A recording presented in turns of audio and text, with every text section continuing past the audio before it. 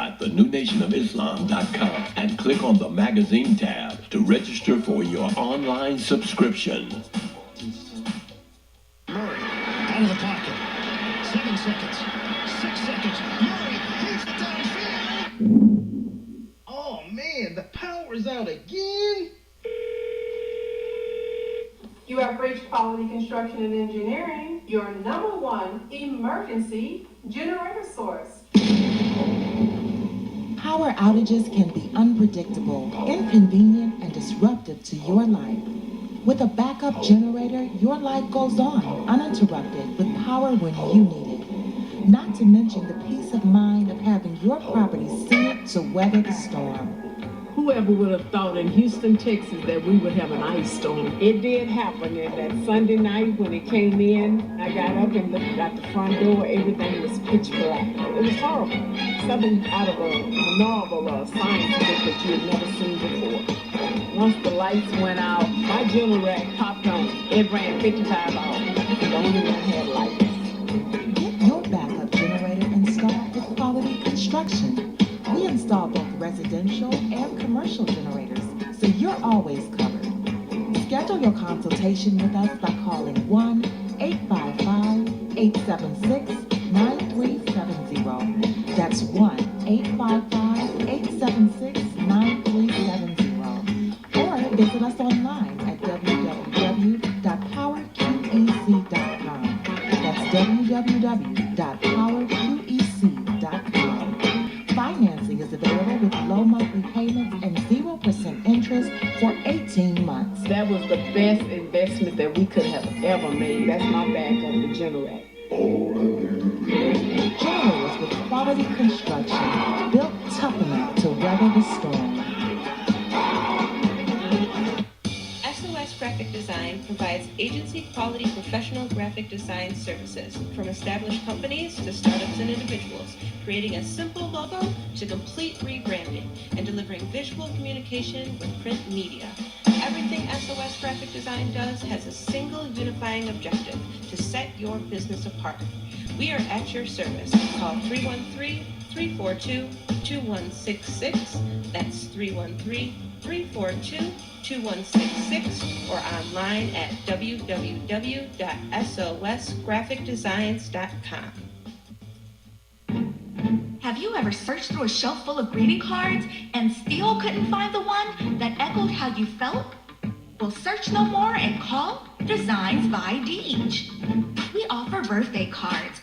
Our cards are one-of-a-kind keepsake items that your recipient will want to place on their mantle with all of their other beautiful and treasured items.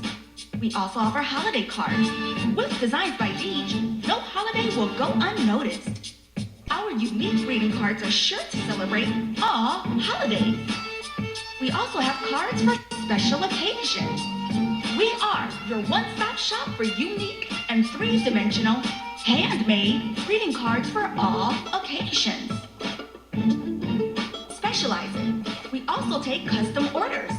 Every card is crafted with care and made with love. So call Designs by Deej today at 601-451-9536 or visit our website, www.designsbydeej.com. Well, we're moving on now. To the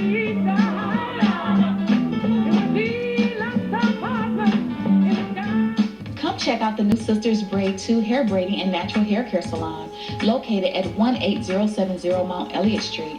Our new salon is spacious with adequate parking, Wi-Fi, and all brand new state-of-the-art salon equipment. Come meet your local hair braiders and natural hair care specialists and check out our many hair care services such as hair treatments, box braids, cornrows, tree braids, Havana twists, children's braids, natural twists, lock extensions, kinky twists, goddess locks, updos, full weaves, and more. Please feel free to visit us on the web at www.sistersbraid2.com or call 313-826-0498. Here at Sisters Braid 2, we offer exceptional care for exceptional hair. We look forward to seeing you. Sisters Braid 2 is a proud recipient of the Unity and Rebuilding Fund. We would like to invite you to help support the efforts of the Unity and Rebuilding Fund. Visit the website at www.unityandrebuildingfund.com. That's www.unityandrebuildingfund.com.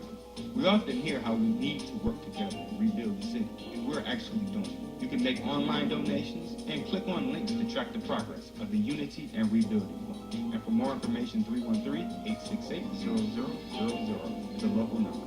Again, 313-868-0000. Support the Unity and Rebuilding Fund.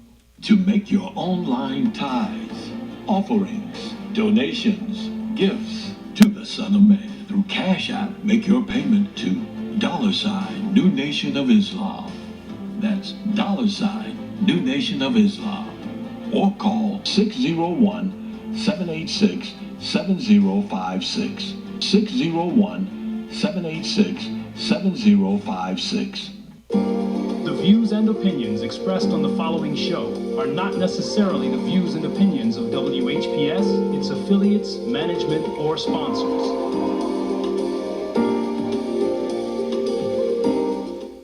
Brothers and sisters, are you tired of reading the Holy Scripture and not really understanding what you read? And if you're reasonably sure, have you ever tested that what you feel you know with someone that has a different view than your own? Then let's talk with one another. Then let's reason with one another on a scriptural discussion with the Son of Man every Wednesday at 9 p.m., Friday at 9 p.m., and Sunday at 12 noon. On WHPR TV Detroit Live, 88.1 FM WHPR, and Comcast Cable. Why don't you call and discuss the Holy Bible, and if you have one, the Holy Quran, and come to an agreement about the Holy Scriptures and their true meaning? You can call in live on the air at area code 313-868-4336, 313-868-0342, or 313-868-0351. That's 313-868-4336, 313-868-0342, or 313-868-0351. And now, let's go live with a scriptural discussion with the Son of Man.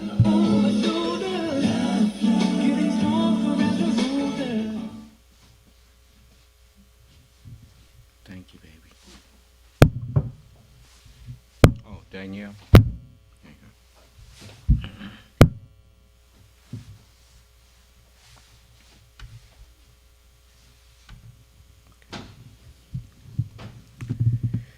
In the name of Allah, the Beneficent, the Most Merciful, the Truthful, and the Most Just,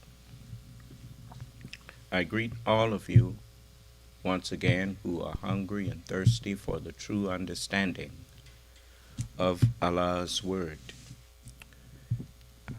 I greet you all with the greeting words of peace. May Allah's Salam Alaikum. I want to first give those who have something, questions or statements or whatnot they want to discuss with me. You may now press 5* if you're in the 601 conference room. If you're in the 717 conference room, press *6. And I will entertain your questions.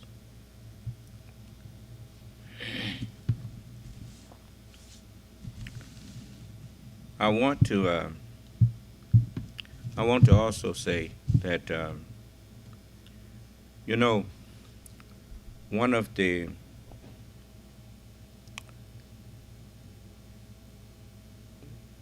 one of the things that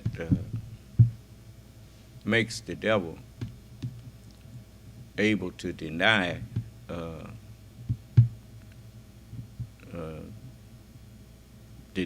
those who follow him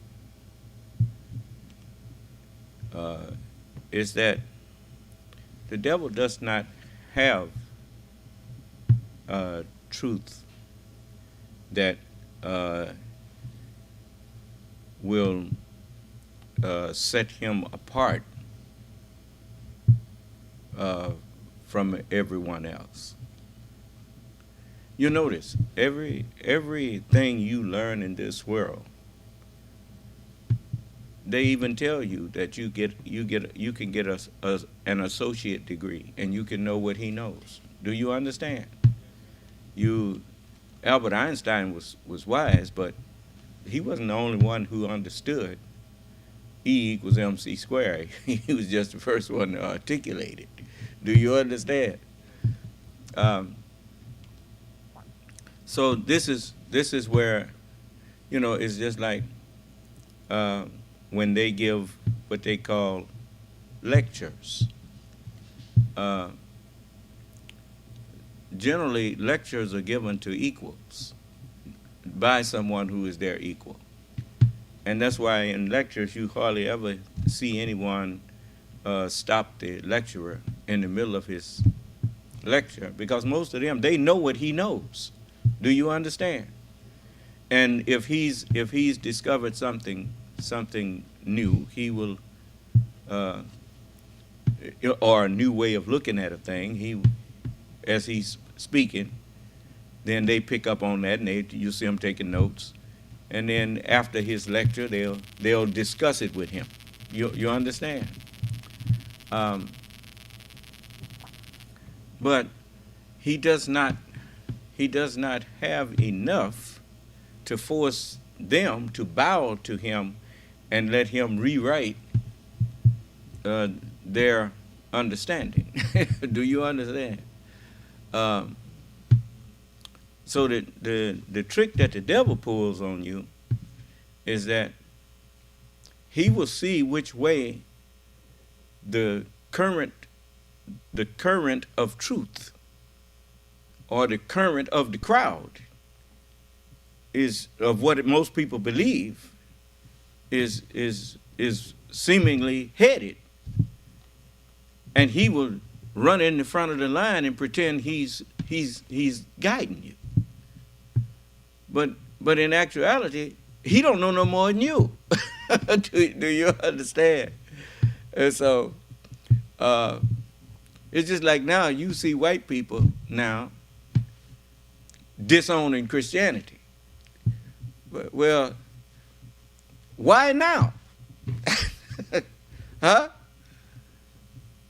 It's because they see that Allah has come and is now manifesting their lie, so now they calling it a lie.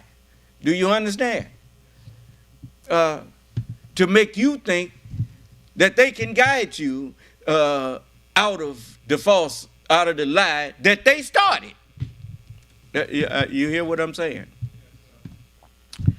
One of my sons found a deal online the title of it is "You Would Not Believe It If You." I'll tell you in a minute. It says you would, if this wasn't recorded, you would never believe it. Well, first of all, I already told you. I've shown you that the white man knows that Christianity is a lie. Well, haven't I showed you that? Okay, so to hear a white man calling Christianity a lie, what is that to say? He ain't got no choice. Huh? If he wants to try to keep you following him, he got to pretend that he's teaching you something. You understand? But before the Honorable Elijah Muhammad and myself came before you teaching you that Christianity is a lie, and I mean we teach it, wasn't no white folks condemning Christianity. Huh? And then I'm going to let you hear some of it. In his condemnation of Christianity, he starts misleading you again. so I want to show you. This is the what you can expect from them. Let's see here.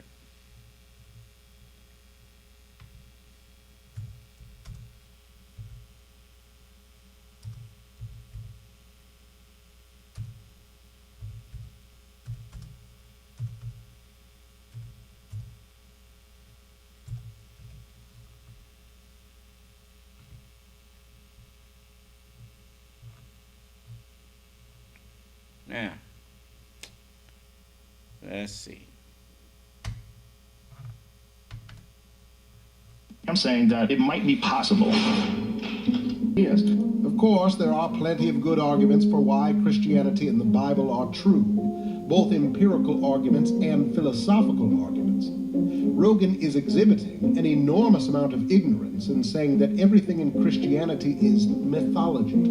If you have some proof that there was a God, that this God had one son, and he made this son come down and get beat out of him and nailed to a board so that we could all have no sin. Can you show me some studies? Do you have a box of evidence that you could pull out and we can examine all the different pieces that points to the undeniable conclusion that that's true? Because if you don't, then it's a myth. Then you're believing mythology. Doesn't mean it's not real. If you put all your eggs in that basket and you don't have any proof at all, well, you're entering into this weird world where you don't pay attention to. You're entering into this weird world where you ignore certain aspects of things because now he takes away one lie and then gives you another lie. Do you understand? You know, that's why they take depositions from people. When you catch him in a lie he tells another lie. Do you understand? And see, you wouldn't have caught it. Now, he goes back to talking about John 3:16. For God so loved the world that he gave his only begotten son. He calls that a lie. Do you understand? No, that's not a lie. What's a lie is the understanding that they've been teaching you about only begotten son. Do you understand? Okay. Now, just listen. Let's go back and let him say it again. Enormous amount of ignorance in saying that everything in Christianity is mythology. If you have some proof that there was a God, that this God had one son. The Bible is in Christianity. Even the word Christian is in the Bible. It says, and the disciples were first called Christian in Antioch. Huh? Okay. That's not mythology. That's the truth. But Jesus never called anybody a Christian. Do you understand? And Jesus was not a Christian. Now, just listen. See, he wants to still be in charge. Do you understand? Now, you hear me. You heard the Honorable Elijah Muhammad before me telling you that Christianity was a lie. He told you that I would come and prove it. Do you understand? He said, I say, my friend, just a few days, and you will learn that Elijah Muhammad is teaching you the truth. Huh? Well, when you learn, that's because somebody is teaching. Do you understand? So here he's saying that the Bible is mythology, when it's not. The Bible is a book of prophecy. Against that is you're just biased. You have your own ideas. Of course, there are plenty of good arguments for why Christianity and the Bible are true, both empirical arguments and philosophical arguments. No, it's not. There's no argument that for saying Christianity is true. See, all of them lying. But because none of you all know, because you are all ignorant, here these, it's kind of like war games. When they are in war games, the young man started to play with this computer that this scientist had made. The computer was able to learn from games that he played, and so in the whole plot, the computer made the simulations real, and so Russia and the U.S. was in the computer game at war with each other, but the computer somehow had made it real and had taken over the defenses of the U.S. and was about to launch a strike, but it was still playing the game. And then they gave it a game called tic-tac-toe. And when you play tic-tac-toe and play it right, you know you can't win. Ain't nobody can win that one, unless somebody made a mistake. Do you understand? And so the computer was given tic-tac-toe to solve. And the computer, in playing the game, tic-tac-toe, realized that the only way to win that game is not to play it.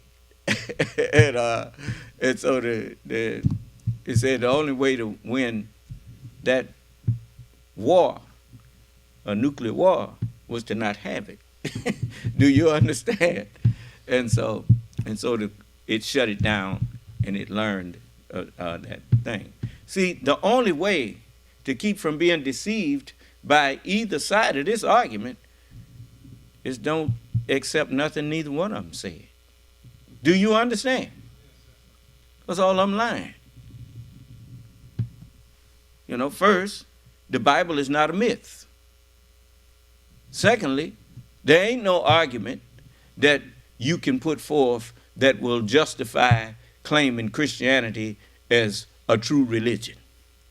Matter of fact, there ain't no argument you can put forth to justify calling no religion other than mine a true religion.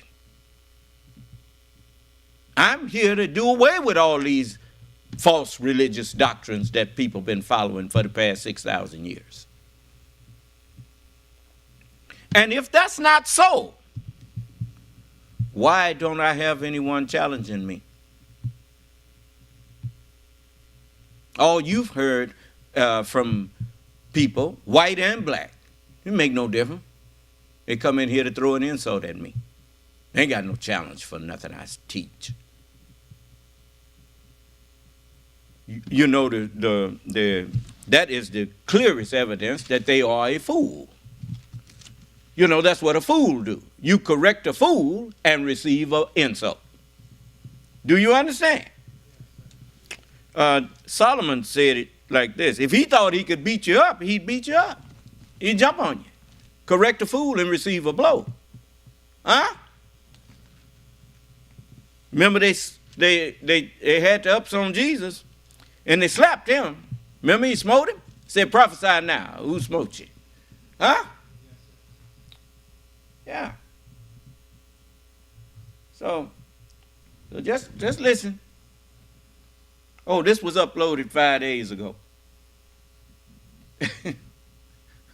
5 days ago, March 15th.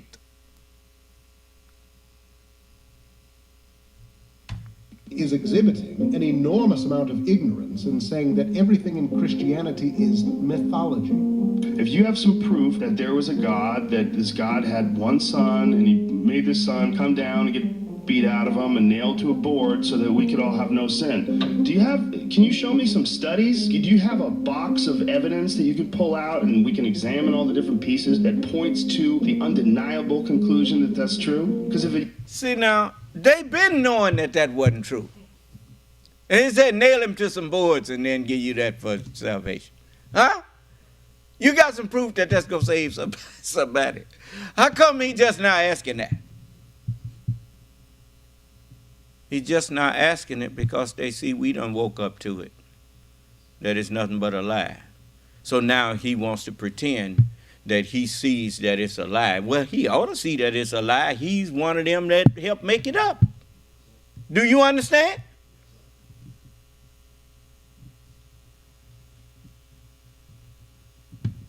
This man ain't got no better sense than to be putting signs, ink, they call them tattoos, on his skin. What are you doing that for? What sense does that make? I don't care how mad you get. Explain, all y'all that's getting tattoos and stuff on you, come in here and explain to me what's wrong with your skin that you need to put tattoos on it.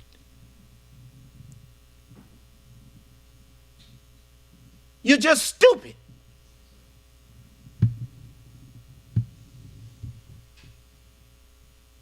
I mean, you got people that go and see a nice, pretty wall and start carving on it, and it can't rest until they make it ugly.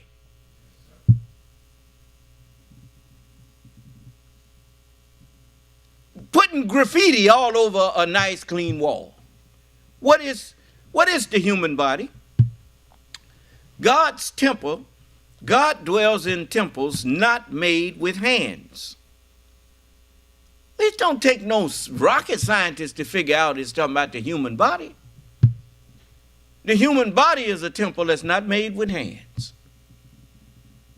Now, why would you put graffiti on the temple of God? Because you are a fool.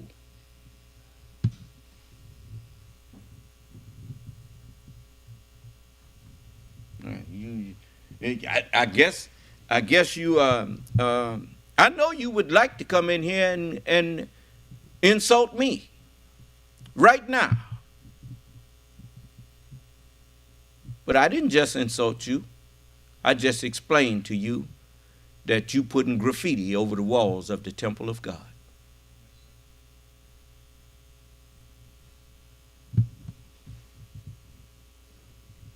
That's what your devil that's done mastered you, done gained the mastery over you. See, when the devil gains the mastery over people, that's another way of saying that an evil mind has took over your body. See, the mind is the master of the body. And if the mind, you notice, the devil is a deviser of illusion. You get that tattoo on and the devil tells you, ooh, that's pretty. And it's not pretty, it's ugly.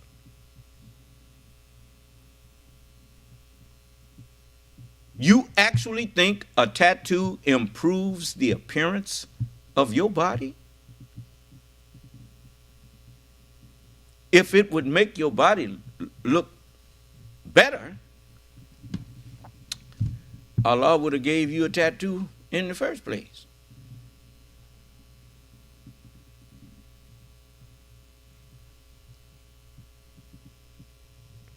But you're backwards.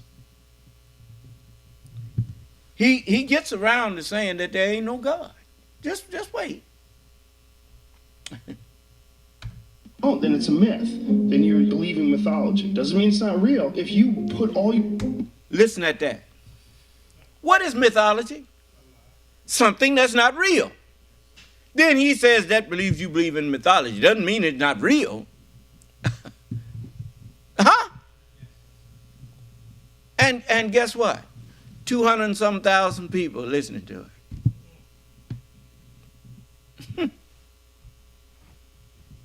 it. You invite him in here. In that basket, and you don't have any proof at all. Well, you're entering into this weird world where you don't pay attention to.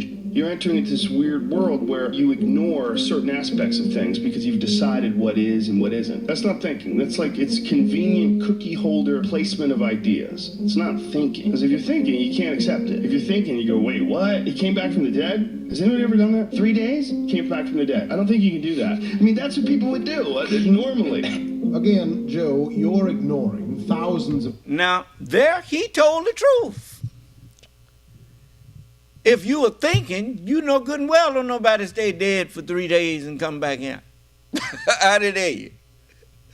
But they say you're not thinking. You can't be thinking and believe in Christianity.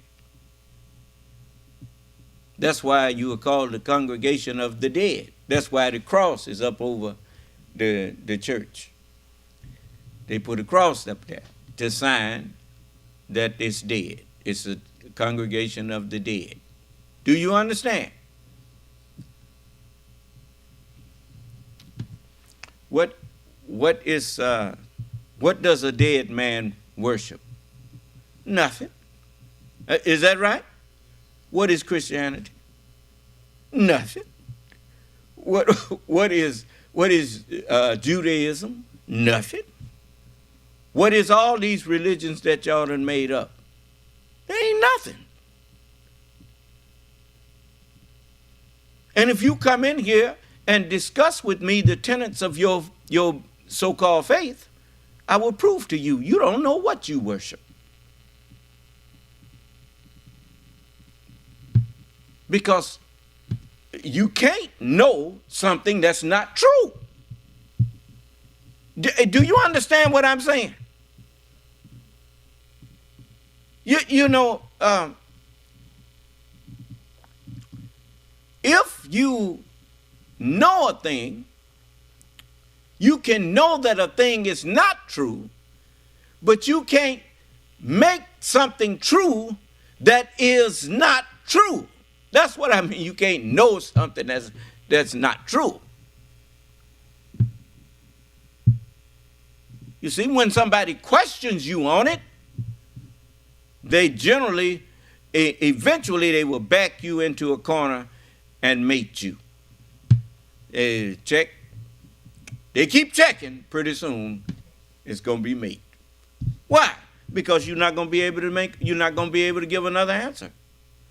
Because every answer that you give to make a lie progress, you have to tell a bigger lie to cover the last one that you said.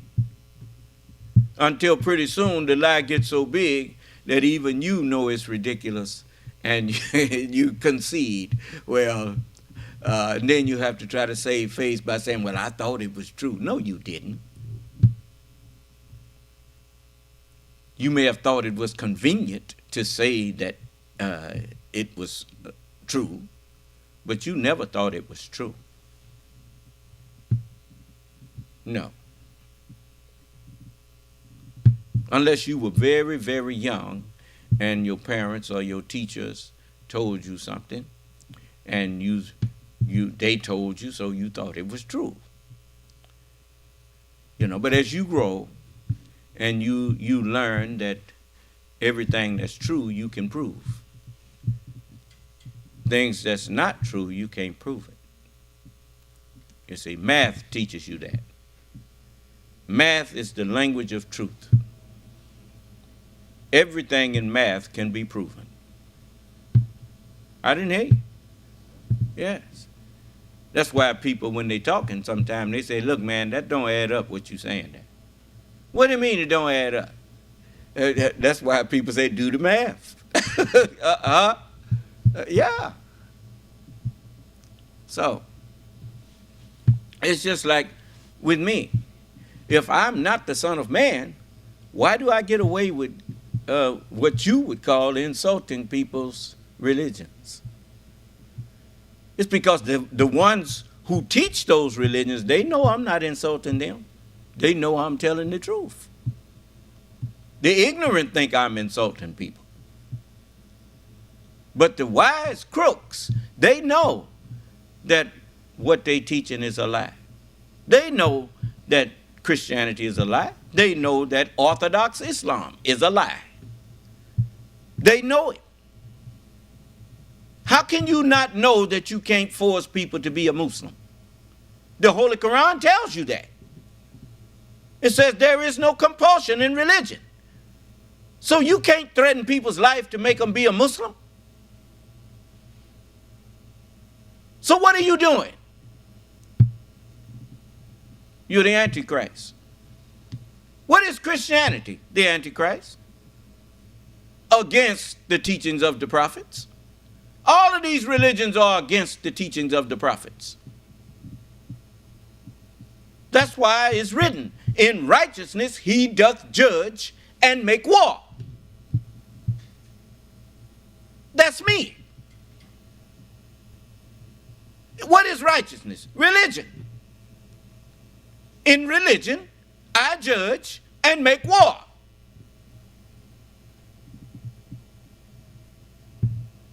And I win. And everybody who does not believe in me is a loser. Because I am the only begotten Son of God. I don't care where you go seeking light of understanding of the scriptures, you will fail until you get to me. I'm the Son of righteousness. Unto you that fear my name shall the Son of righteousness arise with healing in his words.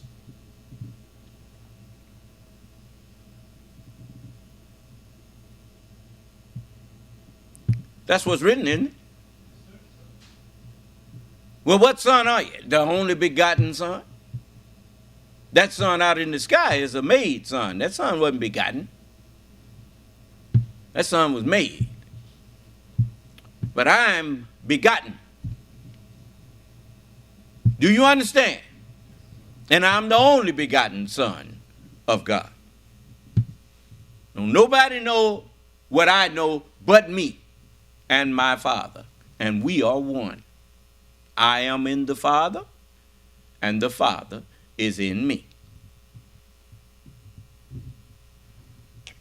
Yeah. So I'll let you hear a little bit more of this, because you can go on there and listen to it yourself. But I don't know why you'd want to listen to it, because, you know, all he doing is trying to stay in front. Because I done already proved Christianity is a lie, so we don't need to hear that from him. Because he don't know what he's talking about. See, it's somebody on this same thing arguing with him. You hear anybody playing my meetings back call themselves arguing with me? Huh? You know why? It is because if somebody saw him doing that, they say, hey, man, why are you doing that? Why don't you go in there and talk to the Son of Man yourself? You don't need to play his tape. Come in there and play it back to him and argue with him. Huh?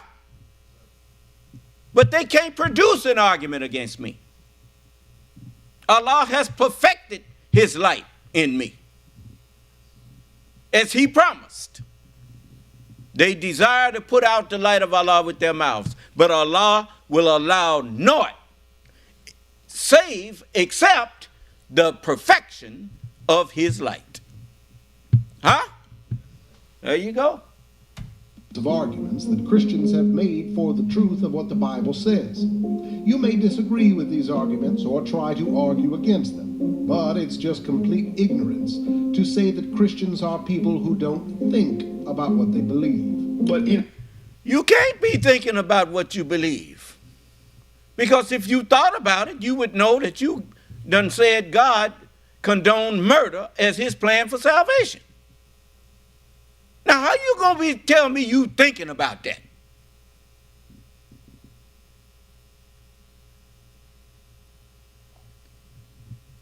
Yeah, you thought about it all right.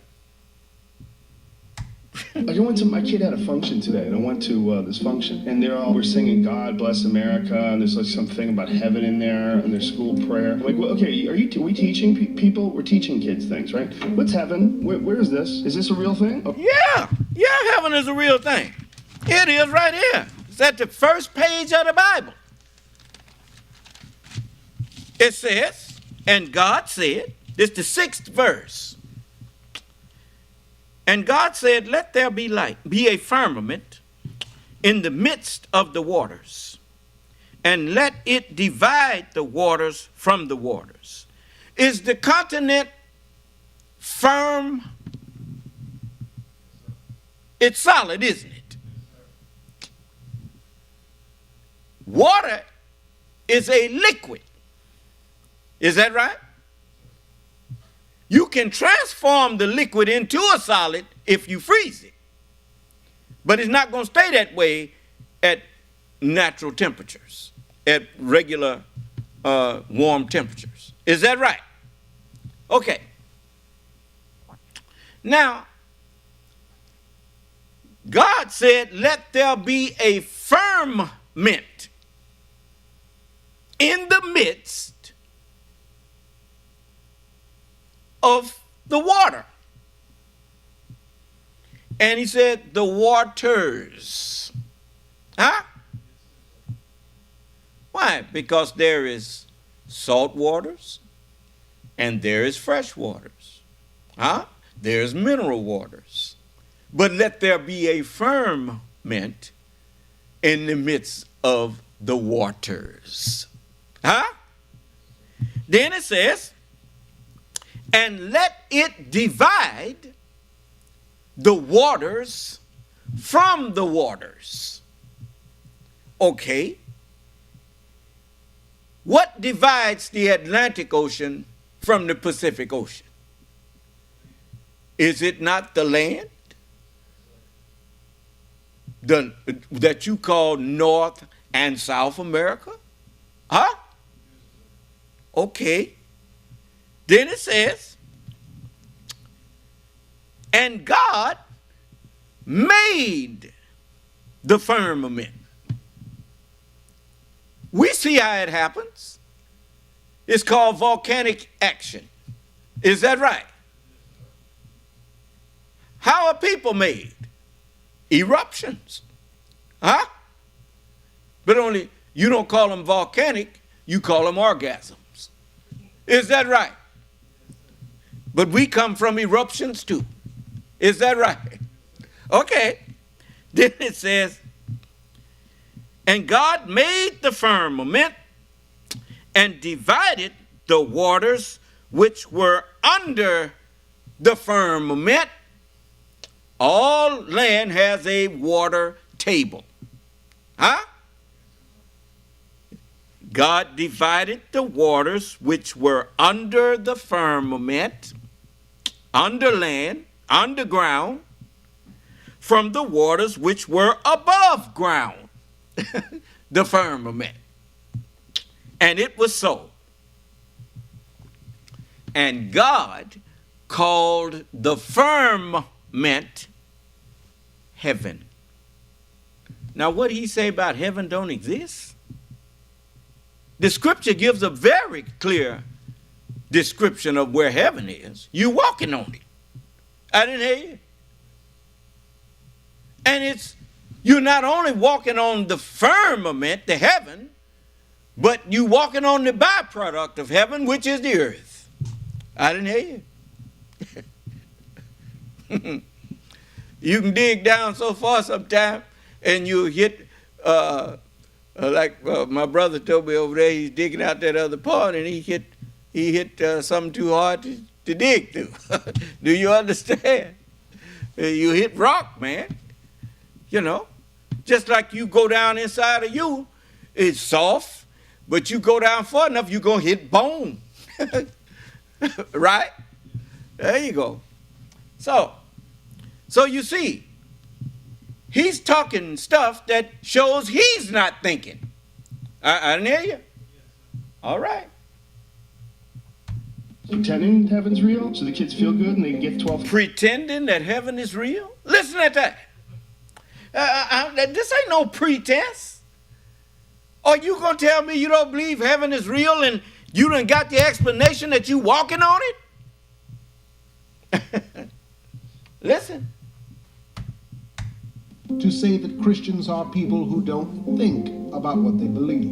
But, you know, I went to my kid had a function today. And even that, he didn't know what he was saying there. Because the term Christian means idiot. Look it up. But you got to look it up by spelling it like this. Cretin. And then when you get to the dictionary and look it up, you will see that one of the spellings of Cretan is Christian. Do you understand? All right. well, dysfunction. And we're singing God Bless America, and there's like something about heaven in there. Now look who he got behind him now. You know that's Jimi Hendrix and Elvis Presley, right? Okay. What was Jimi Hendrix?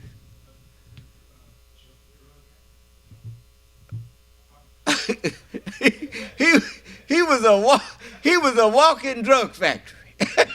Is that right? And you got people who honor him like he was something really great. A doper. And in the end, they turned Elvis Presley into a dope addict. That's what happened to both of them. The man had talent. The people who were his managers and all of these people, this is what they do to you.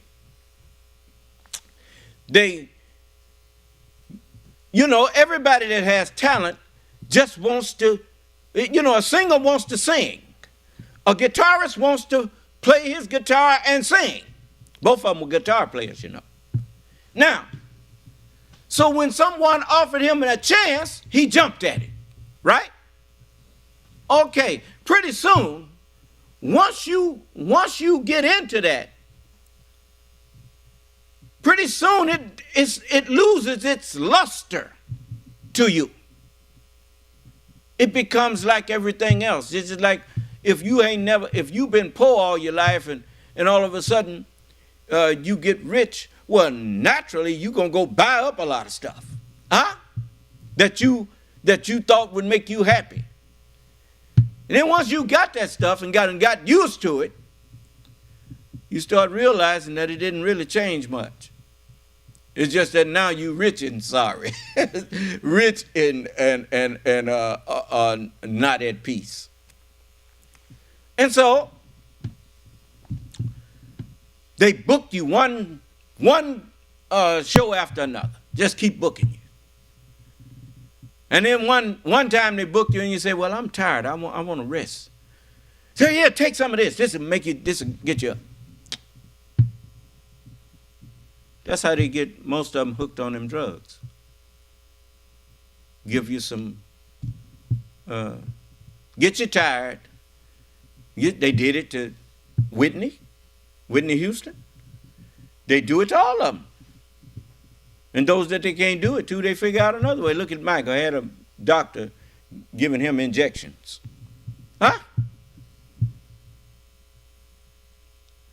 If they can keep you stoned, then you ain't going to pretty soon be worried about the money, because they're going to tell you they handling that for you.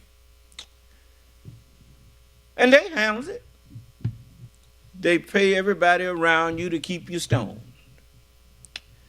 And then they take your money and you more worried about your next fix, your next high, than anything else. And that's what they did to them. You hear me?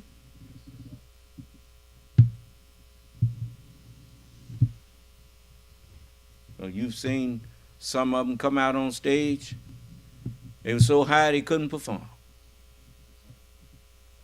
That happened to Whitney. That happened to all of them. Elvis. Jimmy.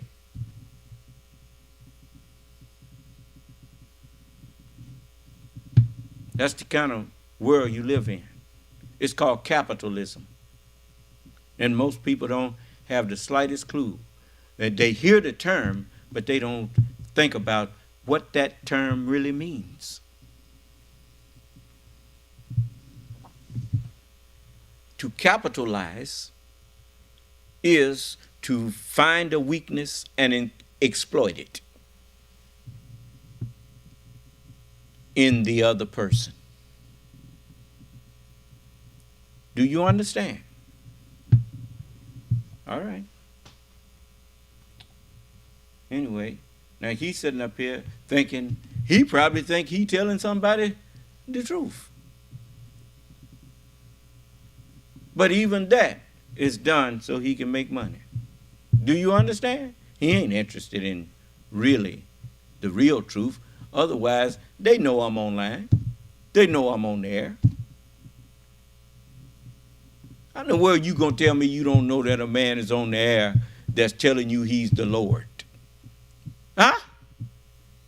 And telling everybody that all religions are a lie except his. Now, you ain't heard about that, right? Yeah, they done heard. And they done heard me. They done listened. And because they couldn't find anything that they could argue with, they pretend that they don't know I'm here. You can pretend all you want. Allah told me, son of man, warn them whether they hear you or whether they forbear, meaning whether they refuse to hear. Do you understand? For they are most rebellious. Yep. So listen. Prayer. Like, okay, are we teaching people? We're teaching kids things, right? What's heaven? Where is this? Is this a real thing? Or we? Didn't I just show them what heaven is? That ain't the first time I done showed people what the Bible say about heaven. Now, is it? You've heard me share with the people. All of y'all done heard me share with you right there where Genesis tells you where heaven is. Okay. So why he sitting up there acting like ain't nobody shared where heaven is? Huh? Okay. And in heaven's real, so the kids feel good and they can get to 12th grade. What are we doing here? What are we doing? You know, we have to make up about. See how fast he talking? You see, you notice the one thing you don't hear from him. If there's anyone out there that can explain this, why don't you call in, or why don't you get in contact with us so that we can have a conversation and you can explain to us what heaven is and what God is and all of that. No, they don't want to know. Because I'm already out here explaining it all.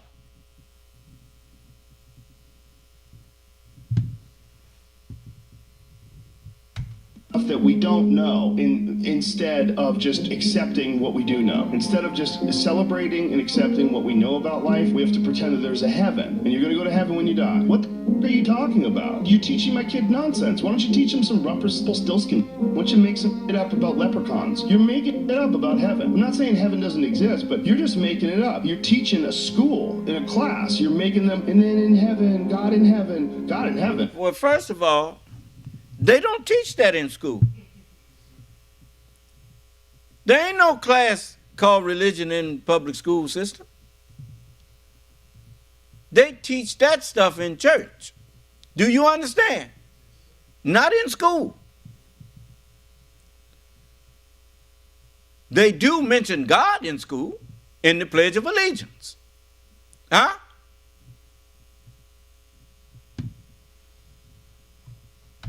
Heaven. Who's God? What are you talking about? Who's God? God is the original man. That's in the book. It said, God said, let us make man in our image, after our likeness. Well, if one man is the likeness of God, then God have to be the original. Huh? You can't get an image unless you first have an original. Of course, the Honorable Elijah Muhammad, he told you, he asked the question, is that who is the original man? The original man is the Asiatic black man, the maker, the owner, the cream of the planet Earth, God of the universe. Look at the earth now. It's all shook up, ain't it? There's trouble everywhere, ain't it? And you know what happens when you shake milk up? They call it churning it. What rises to the top? The cream does. Now look who done rose to the top. See, everybody now have to acknowledge me. Because all your leaders done failed you. The messenger said, after all else fails, then comes Islam. That's right. Show me a religion that you have that has brought peace to anybody. Name it. Show it to me. You ain't got no peace in Christianity. You running around here going all overseas trying to convert somebody to your so-called Jesus. Your so-called Jesus. Because the real Jesus didn't have nothing to do with Christianity.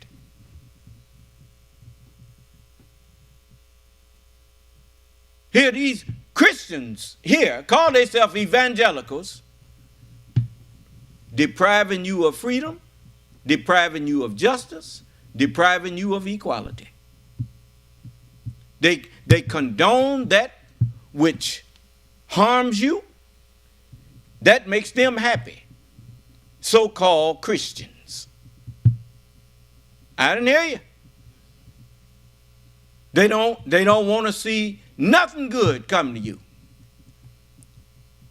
Even wanted to get rid of health care that would have helped them as well as you, simply because it was called Obamacare. They didn't want it. They said, we'd rather have the Affordable Care Act. That's what they were so stupid that they didn't even know that the Affordable Care Act is Obamacare.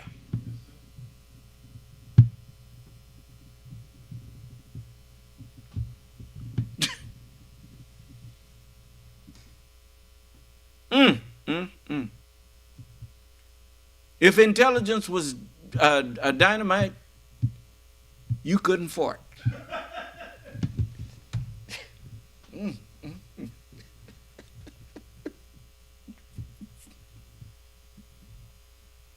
Anyway, let me go here and what are you talking about? You're making up some in a school, like, and you don't have to, okay, like if the kid comes to you, like, where is heaven on a map? Can you take me to do we have a Google Earth? Can we check out heaven? Can I see the harp? Oh, well, let me know. Heaven is... Well, Joe, it all starts with whether the Bible is true. If Christian... No, it all starts with answering his question. Do you understand what I'm saying? See how they talk around the subject matter? You ask him a question, well, where is heaven? And he said, well, it all starts with, is the Bible true? But what are you?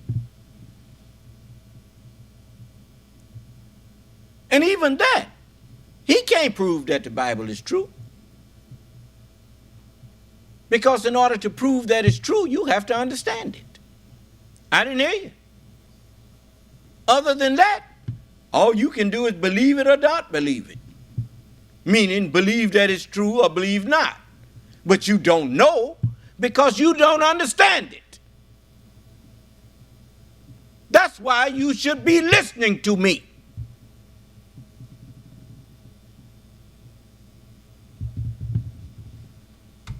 And successfully argue that the Bible is true, then we know heaven and hell exist because God has revealed that they exist through the Bible. The starting point isn't trying to prove empirically whether heaven exists. It's proving whether the Bible is... That alone tells you that this person that's talking, now he sounds like he's on the money, don't he? But when you really know where heaven is, you know this man does not know any more than the people he's talking to. Because the very conversation he's having is a cop-out. It does not prove anything. It's just him saying something to give you an excuse to believe something that you don't know what you believe. As Jesus told that woman at the well, you worship that which ye know not what. You speak things that you don't know what you're talking about. Which means you carrying things in your mind, in your brain, that you don't understand. You worshiping that which you don't understand. Huh? And he told her, for salvation is of the Jews, the chosen people of God. And those who say they are Jews and are not, but are the synagogue of Satan. Huh? I didn't hear you. Now you see why you ain't never met no person who called himself a Jew who believes in Jesus. I didn't hear you. Because Jesus told him, no. You of your father, your mind, the devil, the deviser of illusion. Huh? You know the Jews is the chosen people of God. The Jews, those people ain't Jews. They're not the Jews that the Bible is talking about. There ain't no J in the Hebrew language. An ewe is a female sheep. Why you think the prophet said, for unto us a child is born? I didn't hear you. That's the words of a female. Do you understand? And so, what did Jesus say? He said, I am the true vine, and my Father is the husbandman. Well, then he's the wife. I didn't hear you. And Allah gave them a son. For unto us a child is born, unto us a son is given, a son of righteousness, an S-U-N, a light giver. Huh? And so they knew that I would be born unto them, so I'm called the son of those men. And since we make no distinction between any of them, we say singular, son of man. Do you understand? All right. So I say to all of those, it really made me feel, good to hear one of the brothers of the Taliban call me his leader. Ain't that something? And I'm honored that you accept me as that. For you truly are Taliban if you accept me, because it means student.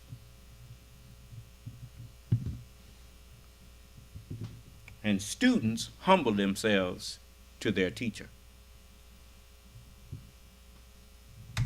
Or not. Clearly, Rogan's utter disdain for Christianity here is filled with irrationality and ignorance. Christianity is filled with irrationality and ignorance.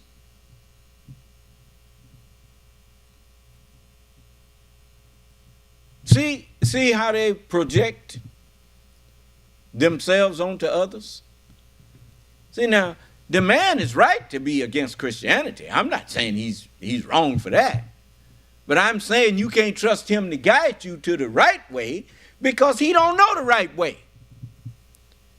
The only reason he's talking about the wrong way is because they done heard me talking about it, and they can't argue with it. So if you can't beat them, join them, and then mislead them some more. Do you understand? That's what you had heard that saying. You just didn't know what it meant. I'm explaining to you what that meant. Where the devil got this saying, if you can't beat them, join them. And this is the part he didn't say. And then get in a position of leadership and mislead them some more. Do you understand? You see? And you don't even know what join means.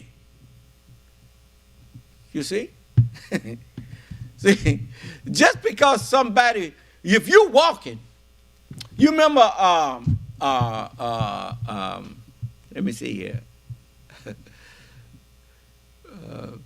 What's the name of that? It'll come to me. But it was a movie with Tom Hanks.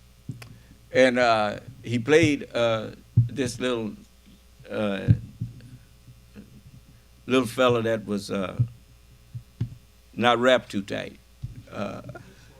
Forrest Gump. You remember when he was running?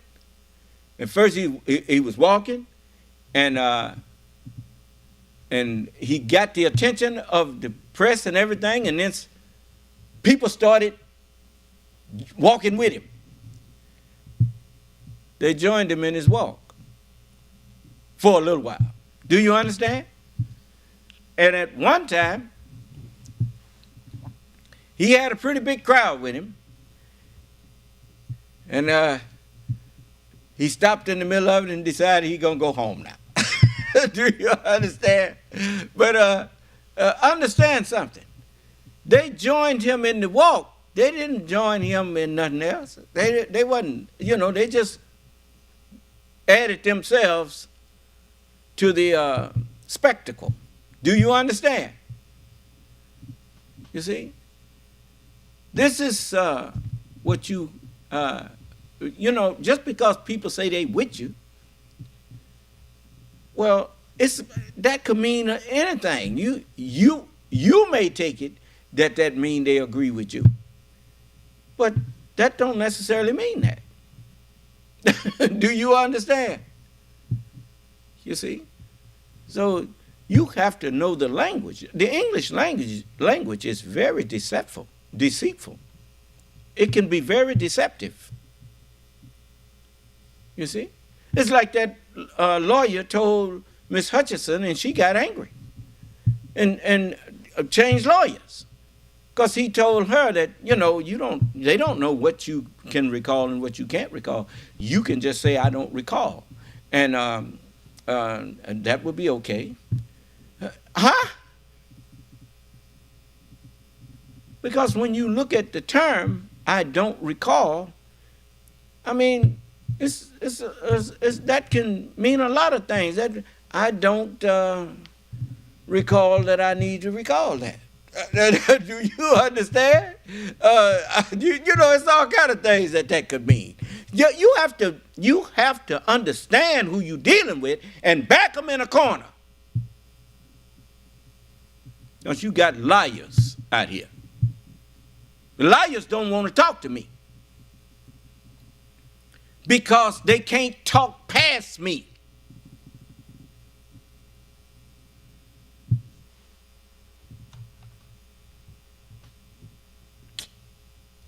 If they thought they could, how come ain't none of them showing up in here? I didn't hear it. He get going, and I said, wait a minute. You just said so and so and such and so and so. I quote back to him what he said. I make him slow down. Slow down, man. I want to hear you. I want to understand what you're saying. I'm not going to run you out of here. Just slow down.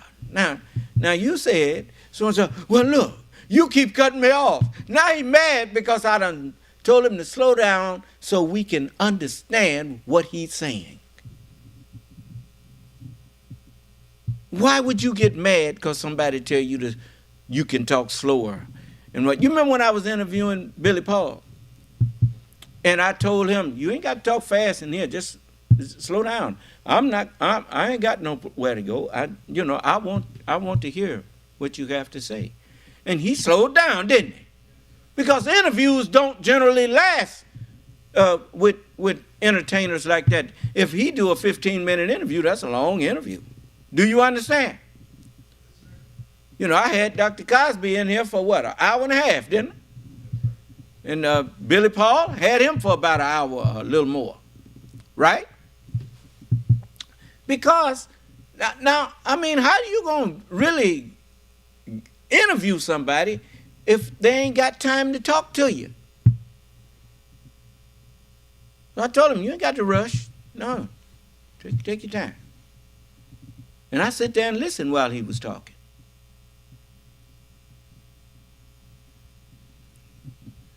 You see? Just like when people come in here, I listen to my callers. If they unmute to talk to me, I listen.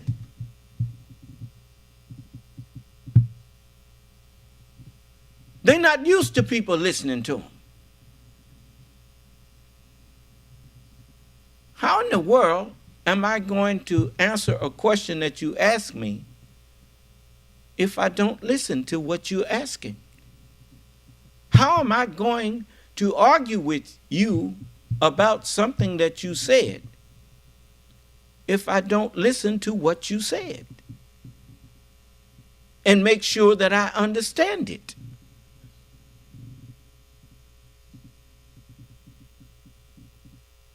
And you should never get offended because someone tell you to slow down. You ought to be glad they're telling you to slow down, which means they have time to really listen to you.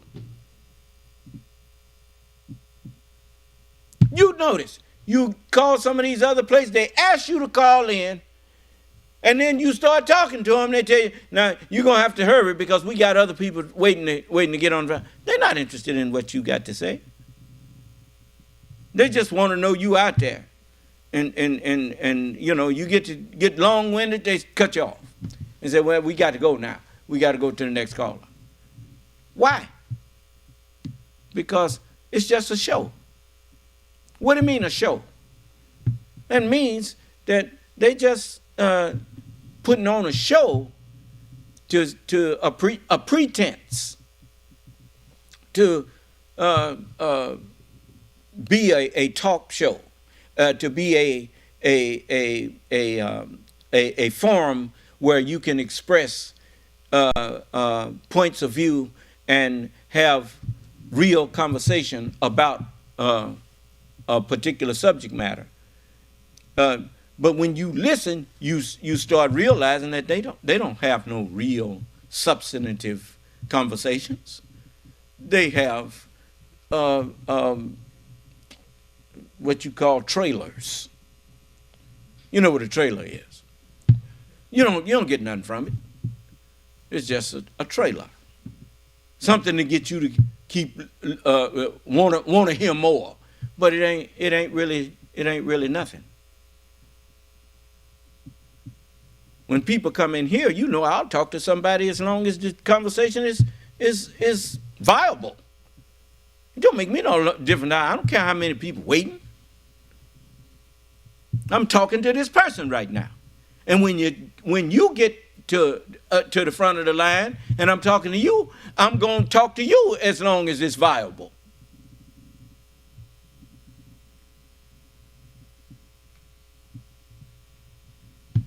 So, we continue to see Rogan's hostility towards Christianity in this next clip from episode 735 with Peter Boghossian. You're blaming Satan on the bad things and you're praising God for the good things. That's no longer the case. Now we just cling to these absurd notions of this one that's watching us all the time, and you've got to sort of peripherally mention it and casually reference it without going into detail, and you're allowed to do that because it makes people think, well, you're on the same page as me. You're a God-fearing Christian man like myself. I'm a God-fearing Christian man myself. Yeah. You can all tell, he ain't lying now. They're all God-fearing because they don't come in here. I didn't hear you.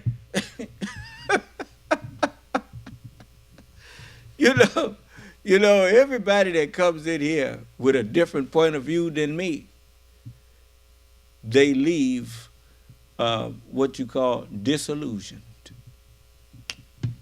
Yeah.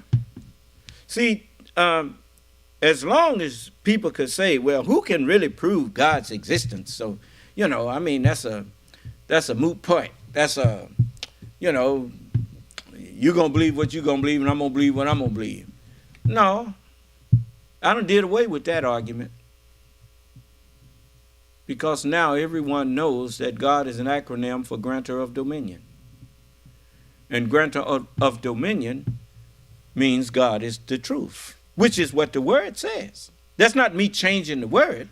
The book says, in the beginning was the word, the truth, and the word, the truth, was with God. And the truth was God. I didn't hear you.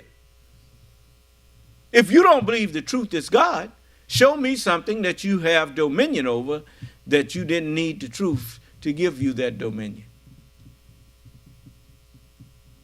Just show it to me, and I'm satisfied. I'll leave it alone. Why do you go to the school? Why do you go? The professors and scholars over at the universities would look at you and laugh at you to tell them to go and worship something they didn't know nothing about. Because he didn't go to the college and university to make a fool of himself. He went there to learn the truth of who is who. I didn't hear you.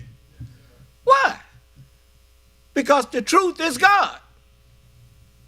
The truth is the grantor of dominion. And the best knower of the truth is God, who can teach you and share with you the knowledge and counsel you and give you the dominion. The word is with God. I didn't hear you. So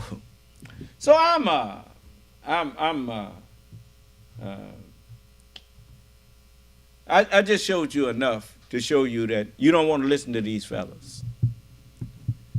On the one hand, he tell you something that's true, and then right after he tell you that, he lied to you. You understand? That's the way you go fishing, ain't it? You put a worm on the hook, and the fish busy nibbling at the worm or the bait, and he don't see the hook. Huh? Yeah. Don't never go to white people looking for them to teach you the truth when it comes to spiritual things. He just can't teach you that. He don't have that. He can't discuss theology with you. Any white man that claims he can discuss theology with me, come in here and let's have a theological conversation. You don't speak that language. How can you have that kind of conversation with me when you don't have the language of theology in you? My word have no place in you. That's what Jesus told you.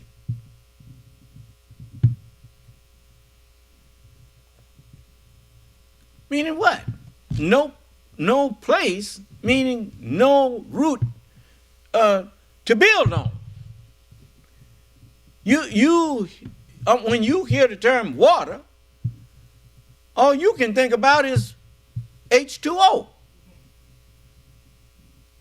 When you hear the term be born again, all you think about is the womb of your mama. And how can you get back up in there? I can't do that. That's what you say. Well, that's because you didn't understand that even after you were born of the water, the mind that's in you wasn't born at the same time your body was. Do you understand? That's what's got to be reborn. But you didn't understand. So, I'm here to help you understand. But don't come in here acting like you some equal of mine. I ain't got no equal. I'm not supreme being if I got an equal. You ain't no equal to me. You just want to be. And if you truly was my equal, you wouldn't be sitting there listening to me. I'm just telling you. You don't find me over there listening to other people trying to learn something from them. You trying to learn something from me. I ain't trying to learn nothing from you.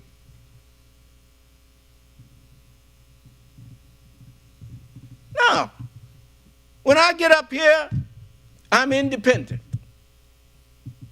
Because the God who's with me is independent. He said, my grace is sufficient for you, son of man.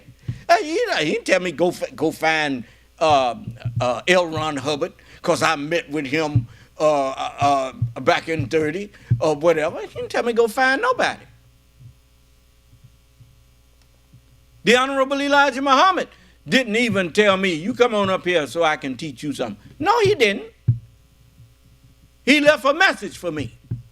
He said, it's a message. I have a message to you from the Lord of the worlds. And when I was awake, his job was finished, as he was sent back to the cemetery to pull me out. And he pulled me out of the cemetery. It is ignorance that was the grave that he pulled me out of. He pulled me out of the grave of ignorance. And then he said, now, if you want to talk to Allah, read the scripture. Because it's all written of you, son of man. That's what he told me. And I found it in there. That's the beautiful part. Elijah came and woke me up and said, now, all of us were your teachers here. You go there and read what we had to say. Because the word that's in us actually belongs in you. Do you understand? And that's what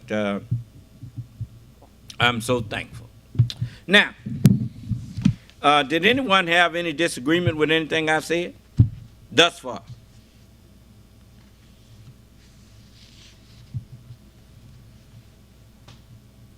Okay. Since no one have any disagreements, look, if you meet people that disagree with something that I teach, don't be trying to argue with them. You bring them to me.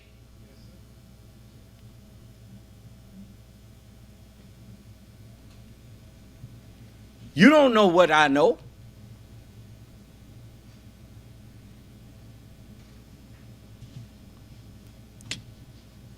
Matter of fact, you got my number. 601-786-1332. That's my cell phone. You get me on the phone, and then I will invite them myself to come on into the class, since I'm on here every day now until we finish this book. And I will invite them myself. They'll be surprised that you can get me on the phone. That's the first thing. Do you understand? Because in this world, you can't get leaders on the phone unless you somebody special. Do you understand? But you can't call the minister. You can't. He's a busy man. He's busy ducking you. Anybody that love you, they make themselves available to you. See, that's one of the things. See, I know how to tell when people love you, because I love people. I'm not just saying I love my followers. All of them got my number. And anytime somebody say something to them, if it's another follower saying something to them that don't seem to jive, they say, wait a minute, let me get the son of man on the phone. And they call me. And I will tell them whether or not it's okay if that's something I teach or something that, no, they got it wrong. Do you understand? Otherwise, how can I be a counselor if I'm not accessible? The book says his name shall be called Wonderful Counselor. The word of God is a wonderful counselor when it's in the flesh. And I am the word made flesh. So I'm a wonderful counselor.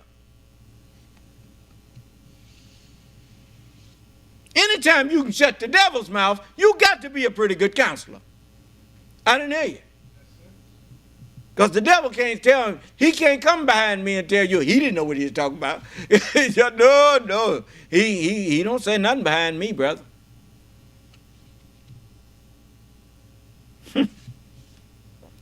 Now, we left off on page 122. At the third paragraph from the bottom. It says, further details regarding these instances will be available to the public when transcripts are released. Similarly, the witness testified that multiple persons affiliated with President Trump contacted her in advance of the witness's testimony and made the following statements. This is Ms. Hutchinson telling on them crooks. What they said to me is, as long as I continue to be a team player. What team? Well, I mean, think for a minute. They wanted her to be a team player against the government of the United States.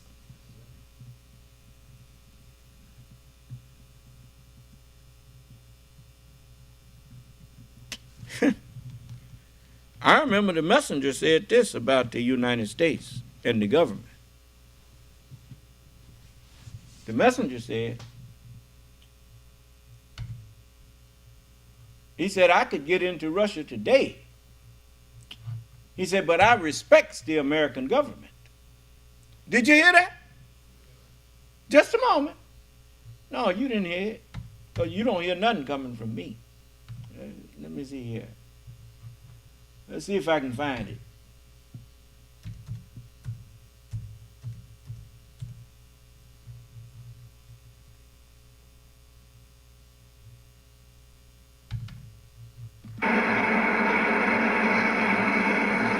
There is much I want to talk with you about, but I must not make me shame. I'm trying to make me shame. I'm trying to make it good and easy for you with the nation of the earth who knows me.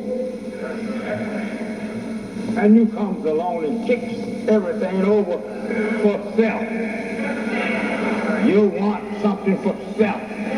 You don't want nothing. Well, why didn't you go in front of me?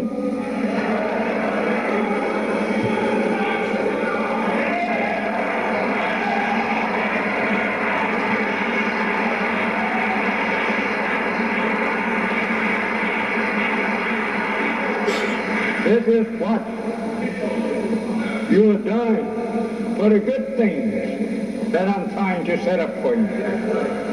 Coming on behind me, asking the people to deal with you.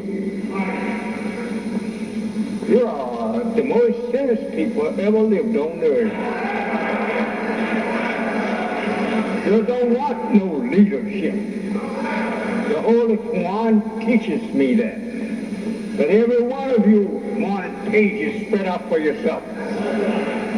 Didn't want to take the book that Allah had given the messenger with all the knowledge therein to teach you. You grabbed it and go to try to teach it yourself without the knowledge. Keeping the blind blind and the deaf deaf. The dumb without a language of justice and righteousness. You are crazy people. Nobody wants you but God and myself. You miss.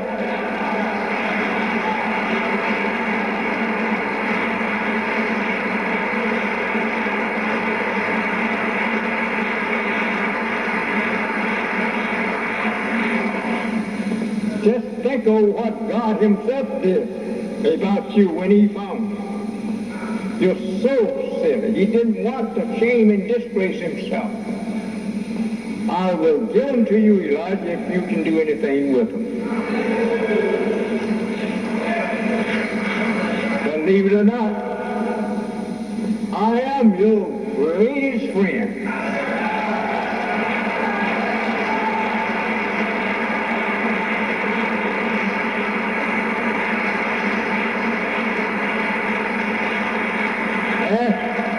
Your wicked devil theologian. They'll bear me witness that yes, you're the one that if they don't follow, they goes with us. That's 105% the truth. If you don't follow me, God, to get something from them for myself, I get that for you. And now you are spreading all over the path that I've been trying to make for you. Absolutely destroying. Because you want to be the big boy for yourself. And you are making yourself the little boy. What I have been told that you are trying to do, where I have gone along, I feel like a fox. I want to hide my head in the sand for your foolish type. Soon as I went and began to talk, trade for you with Japan, you hustled there. Want to try to get a private trade for yourself. Such foolish people.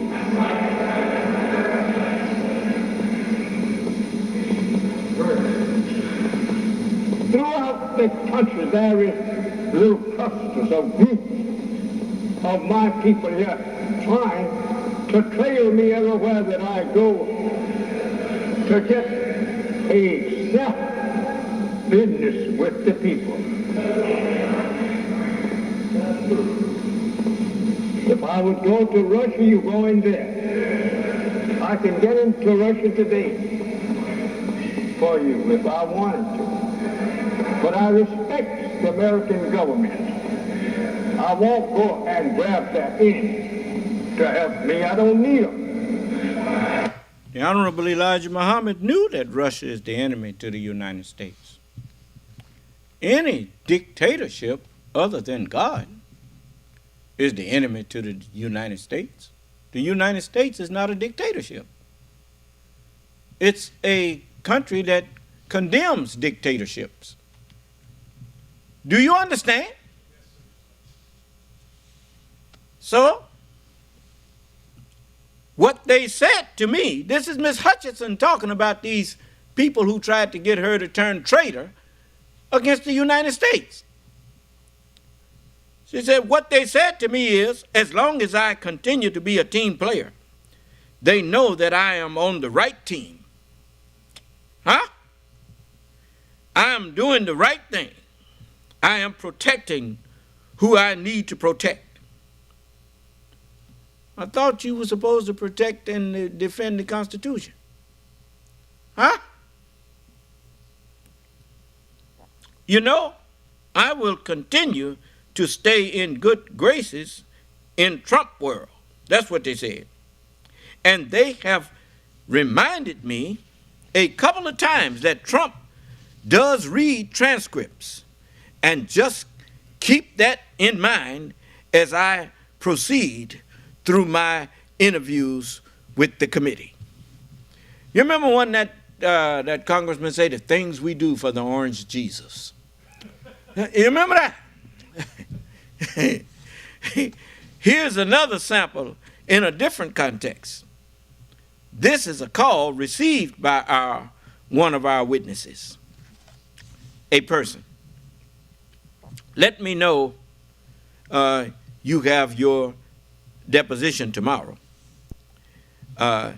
He wants me to let you know he's thinking about you. He knows you're a team player. You're loyal, and you're going to do the right thing when you go in for your deposition. In other words, you're going to go in there and lie for me. Huh? Ain't that something? This man is witness tampering. The Select Committee is aware of multiple efforts by President Trump to contact Select Committee witnesses. The Department of Justice is aware of at least one of those circumstances. Rather than relying on representation by Secret Service lawyers at no cost, a small number of Secret Service agents engaged private counsel for their interviews before the committee. During one such witness's transcribed interview, a retained private counsel was observed writing notes to the witness regarding the content of the witness's testimony while the questioning was underway. The witness's counsel admitted on the record that he had done so. Ain't that something? Ain't no lawyer got no business telling you what to say. If you in a deposition, you say what your mind tell you, not what he said. Anyway, recently published accounts of the Justice Department's Mar-a-Lago investigation suggest that the department is investigating the conduct of counsel for certain witnesses whose fees are being paid by President Trump's Save America Political Action Committee. The public report implies the department is concerned that such individuals are seeking to influence the testimony of the witnesses they represent. This committee also has these concerns, including that lawyers who are receiving such payments have specific incentives to defend President Trump rather than zealously represent their own clients. The Department of Justice and the Fulton County District Attorney have been provided with certain information related to this topic. The Select Committee recognizes, of course, that most of the testimony we have gathered was given more than a year after January 6th. Recollections are not perfect, and the committee expects that different accounts of the same events will naturally vary. Indeed, the lack of any inconsistencies in witness accounts would itself be suspicious, and many witnesses may simply recall different things than others.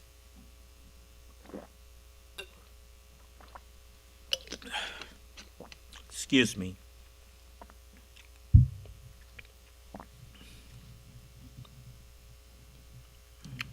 Just a moment.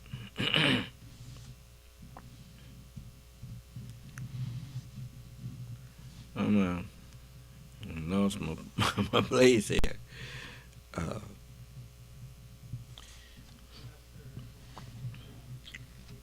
Says many witnesses before this committee had nothing at all to gain from their testimony, gave straightforward responses to the questions posted, and made no effort to downplay, deflect, or rationalize.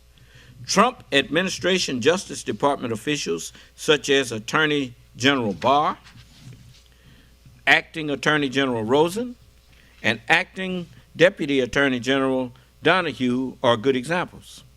Multiple members of President Trump's White House staff were also suitably forthcoming, including Sarah Matthews, Matthew Pottinger, Greg Jacob, and Pat Philbin, as were multiple career White House, military, and agency personnel whose names the committee agreed not to disclose publicly, as were former Secretary of Labor Eugene Scalia, Bill Stepien, and certain other members of the Trump campaign. The committee very much appreciates the earnestness and bravery of Cassidy Hutchinson, Rusty Bowers, Shay Moss, Ruby Freeman, Brad Raffensperger, Gabriel Sterling, Al Schmidt, and many others who provided important live testimony during the committee's hearings. The committee, along with our nation, offers particular thanks to officers Caroline Edwards, Michael Fanone, Harry Dunn, Aquilino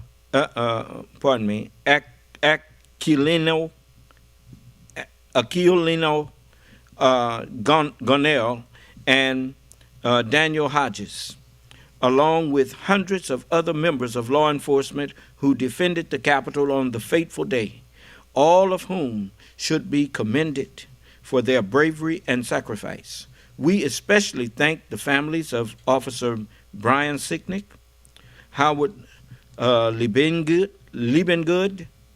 and Jeffrey Smith, whose loss can never be repaid. The committee very much appreciates the invaluable testimony of General Milley and other members of our military. Judge J. Mitchell Ludick, and the important contributions of Benjamin Ginsburg and Chris Stewart. This, of course, is only a partial list, and the committee is indebted to many others as well.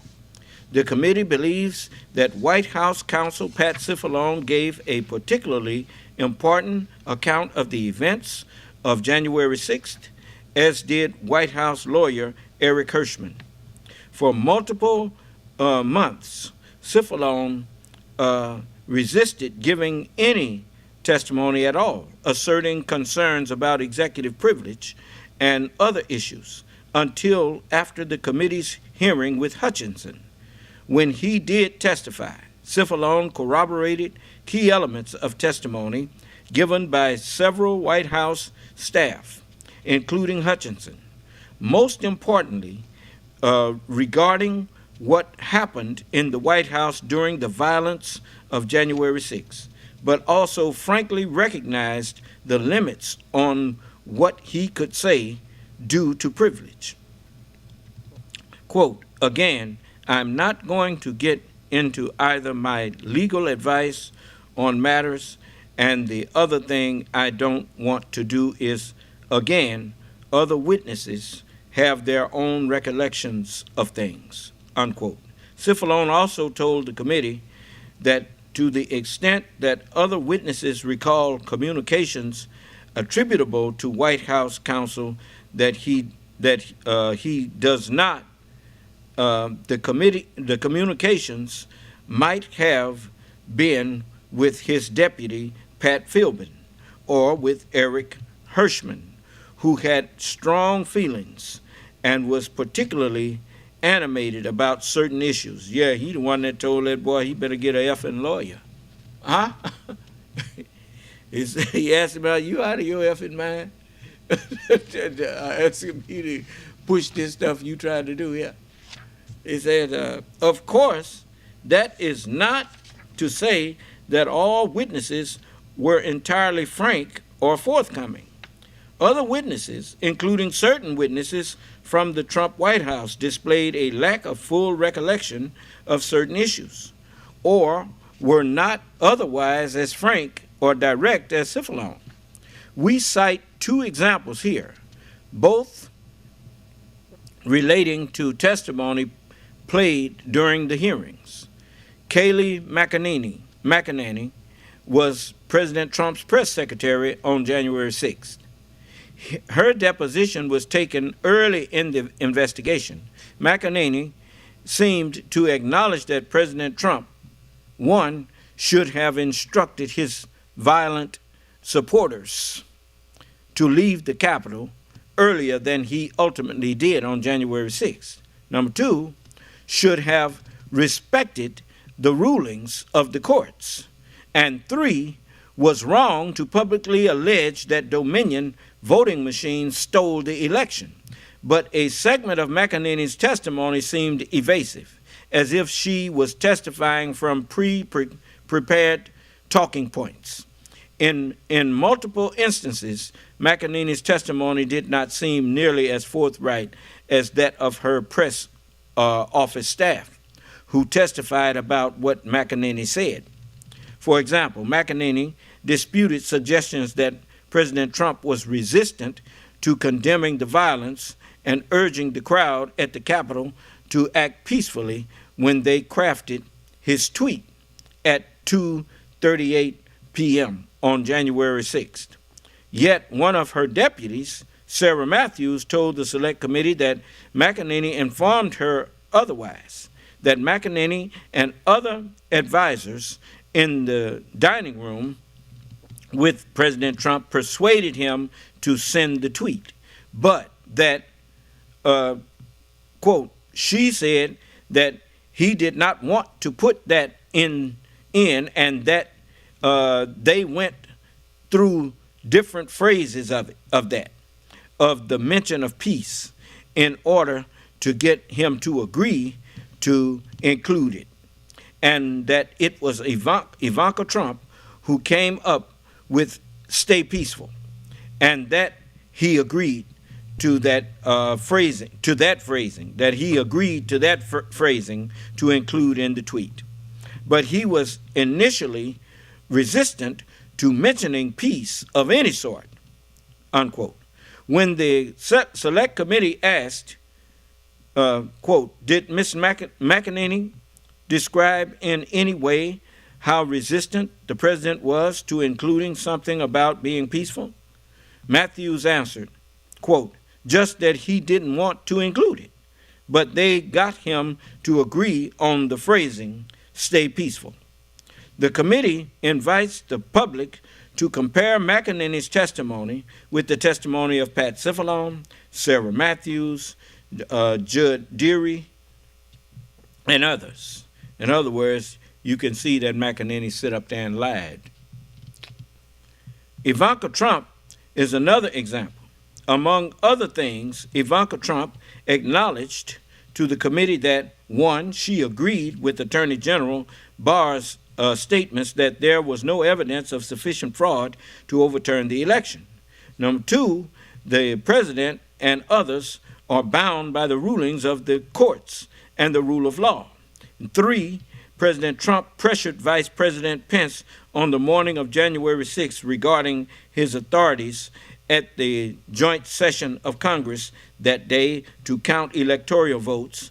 And four, President Trump watched the violence on television as it was occurring, but again, Ivanka was not as forthcoming as Ciffalone and others about President Trump's conduct. Indeed, Ivanka Trump's chief of staff, Julie Radford, had a more specific recollection of Ivanka Trump's actions and statements. For example, Ivanka Trump had the following exchange with the committee about her attendance at her father's speech on January 6th. That was at odds with what the committee learned from Radford. Committee staff. Question. It's been reported that you ultimately decided to attend the rally because you hoped that you would calm the president and keep the event on an even keel. Is that correct? Ivanka Trump. No, I don't know who said that or where that came from. However, this is what Radford said about her boss's decision. Committee staff. What did she share with you about why it was concerning that her father was upset or agitated after that call with Vice President Pence in relation to the Ellipse rally? Why did that matter? Why did he have to be calmed down, I should say? Radford said, well, she shared that he had called the vice president a not an expletive word. He had called the president a not an expletive word. I think that bothered her. And I think she could tell, based on the conversations and what was going on in the office, that he was angry and upset and people were providing misinformation. And she felt like she might be able to help calm the situation down, at least before he went on stage. Committee staff. And the word that she relayed to you that the president called the vice president, apologized for being impolite. But I don't know why they didn't put, but do you remember what she said her father called him? Radford said, the P word. When the committee asked Ivanka Trump whether there were, quote, any particular words that you recall your father using during the conversation that morning with Vice President Pence, she answered simply, quote, no. The liars are everyone.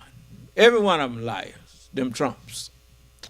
And it says, in several circumstances, the committee has found that less senior White House aides had significantly better recollection of events than senior staff purported to have. The Select Committee also has concerns regarding certain other witnesses, including those who still rely for their income on or employment on organizations linked to President Trump. such as the America First Policy Institute. Certain witnesses and lawyers were unnecessarily combative, answered hundreds of questions with variants of, quote, unquote, I do not recall. In certain circumstances where that answer seemed unbelievable, appeared to testify from lawyer-written talking points rather than their own recollections, provided highly questionable rationalizations, or otherwise resisted telling the truth. The public can ultimately make its own assessment of these issues when it reviews the committee transcripts and can compare the accounts of different witnesses and the conduct of counsel. One particular concern arose from what the committee realized early on were a number of intentional falsehoods in former White House Chief of Staff Mark Meadows' December 7, 2021 book. The chief's chief. Here is one of several examples. Meadows wrote, quote, when he got off stage, President Trump let me know that he had been speaking metaphorically about going to the Capitol. Meadows goes on in his book to claim that it, quote, was clear the whole time, unquote. President Trump didn't intend to go to the Capitol. This appeared to be an intentional effort to conceal the facts. Multiple witnesses directly contradicted Meadows' account about President Trump's desire to travel to the Capitol, including Kayleigh McEnany, Cassidy Hutchinson, multiple Secret Service agents, a White House employee with national security responsibilities, and other staff in the White House, a member of the Metropolitan Police, and others. This and several other statements in the Meadows book were false, and the Select Committee was concerned that multiple witnesses might attempt to repeat elements of these false accounts as if they were the party line. Most witnesses did not, but a few did. President Trump's desire to travel to the Capitol was particularly important for the committee to evaluate because it bears on President Trump's intent on January 6th. One witness, you see what belies what Mark Meadows wrote was President Trump's invitation to them to come to Washington. Be there on the 6th. It will be wild. So how can you say he didn't mean for him to go to the Capitol when he had said be there because it's going to be wild? I mean, really. But anyway, that wasn't no metaphor. It says, one witness account suggests that President Trump even wished to participate in the electoral vote count from the House floor. Well, that's the excuse he would have used to get in there. But after getting in there, he was, and the mob was in there, he was going to declare martial law. Do you understand? Okay. Standing with Republican, it says, standing with Republican congressmen, perhaps in an effort to apply further pressure to Vice President Mike Pence and others. No, he wasn't thinking about applying no pressure to nobody. He was thinking about declaring martial law, like Flynn had told him he could do if it got wild enough. Mark Meadows, former Deputy Chief of Staff for Operations, Anthony Ornato, gave testimony consistent with the false account in Meadows' book. In particular, Arnado told the committee that he was not aware of a genuine push by the president to go to the Capitol. That alone, that's a lie. How could you not be aware of anything? It either happened or it didn't. What do you mean I was not aware of any push? That's a play on words. Do you understand? Matter of fact, he said, I am not aware. What is that? What is that to say? I'm not aware that I need to tell you this. That's what I'm telling you, English is something, man. It says, but anyway, Arnado told the committee that he was not aware of a genuine push by the president to go to the Capitol, suggesting instead that it was one of those hypotheticals from the good idea fairy. Because it's ridiculous to think that a president of the United States can travel, especially with, people around just on the street up to the Capitol and peacefully protest outside the Capitol. Now, he tried to get around the actual line and say he couldn't have meant that. Do you understand? He told the select committee that the only conversation he had about the possibility of the president traveling to the Capitol was in a single meeting, officials from the president's advance team. And his understanding is that this idea, quote, wasn't from the president, unquote. Two witnesses before the committee, including a White House employee with national security responsibilities, and Hutchison, testified that Arnado related an account of President Trump's, quote, unquote, irate behavior when he was told in the presidential SUV on January 6th that he would not be driven to the Capitol. Both accounts recall Arnado doing so from his office in the White House, with another member of the Secret Service present. Multiple other witness accounts indicate that the president genuinely was irate, quote unquote, irate, heated, angry, all in quotations, and insistent, quote unquote, in the presidential vehicle. But Arnado professed that he did not recall either communication and that he had no knowledge at all about the president's anger. Well, what is that to say? That ain't saying nothing. That's another way of saying I couldn't get in his head. I didn't know how angry he was. That's what he would answer if he said, if you tried to push him on it. You understand? What did Cain say when he was asked, "Where's your brother?" Am I my brother's keeper? You remember that? He didn't say I don't. He didn't go into depth. He simply said, "I know not. Am I my brother's keeper?"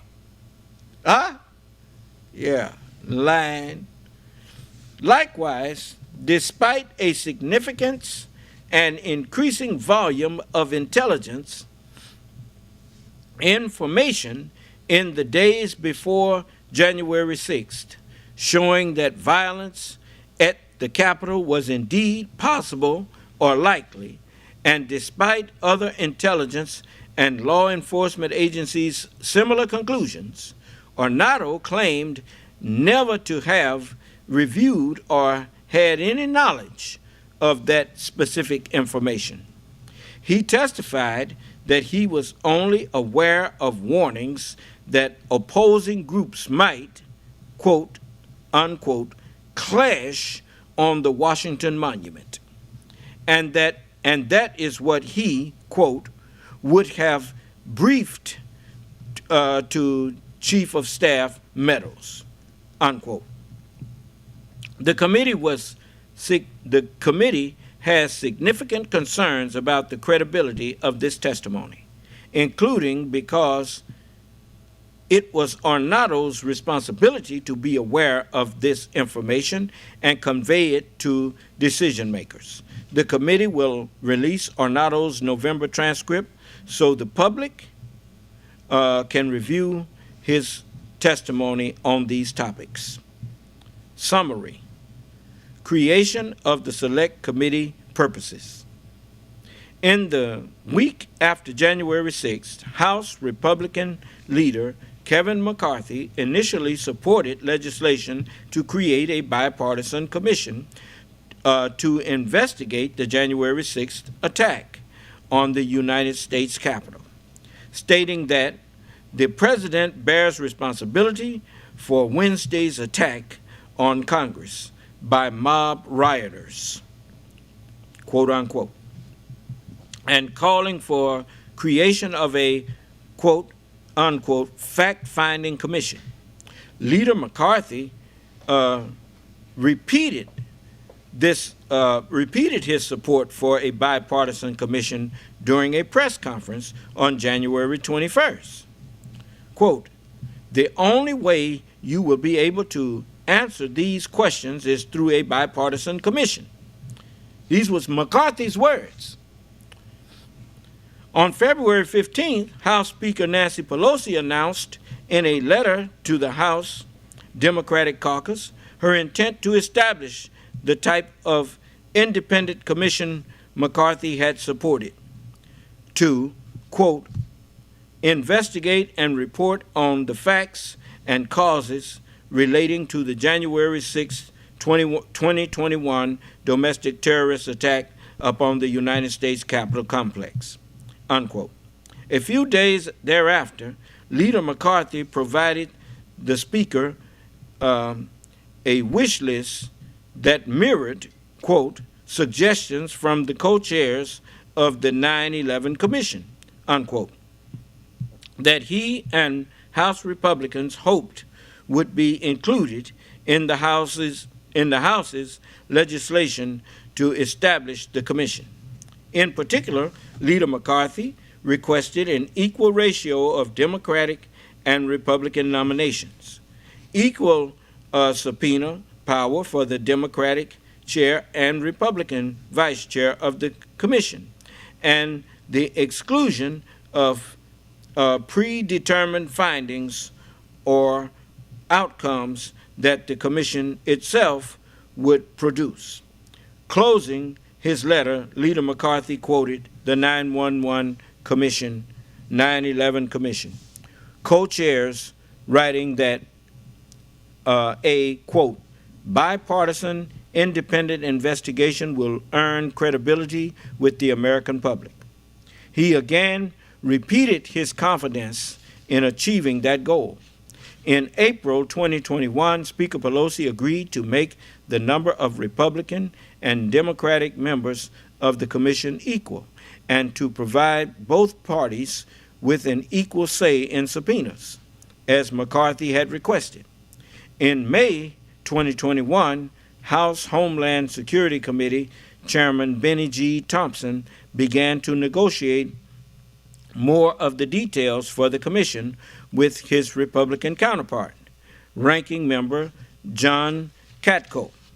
On May 14th, Chairman Thompson announced that he and Ranking Member Katko had reached an agreement on legislation to, quote, form a bipartisan independent commission to investigate the January 6th domestic terrorism attack on the United States Capitol and recommend changes to further protect the Capitol, the citadel of our democracy, unquote.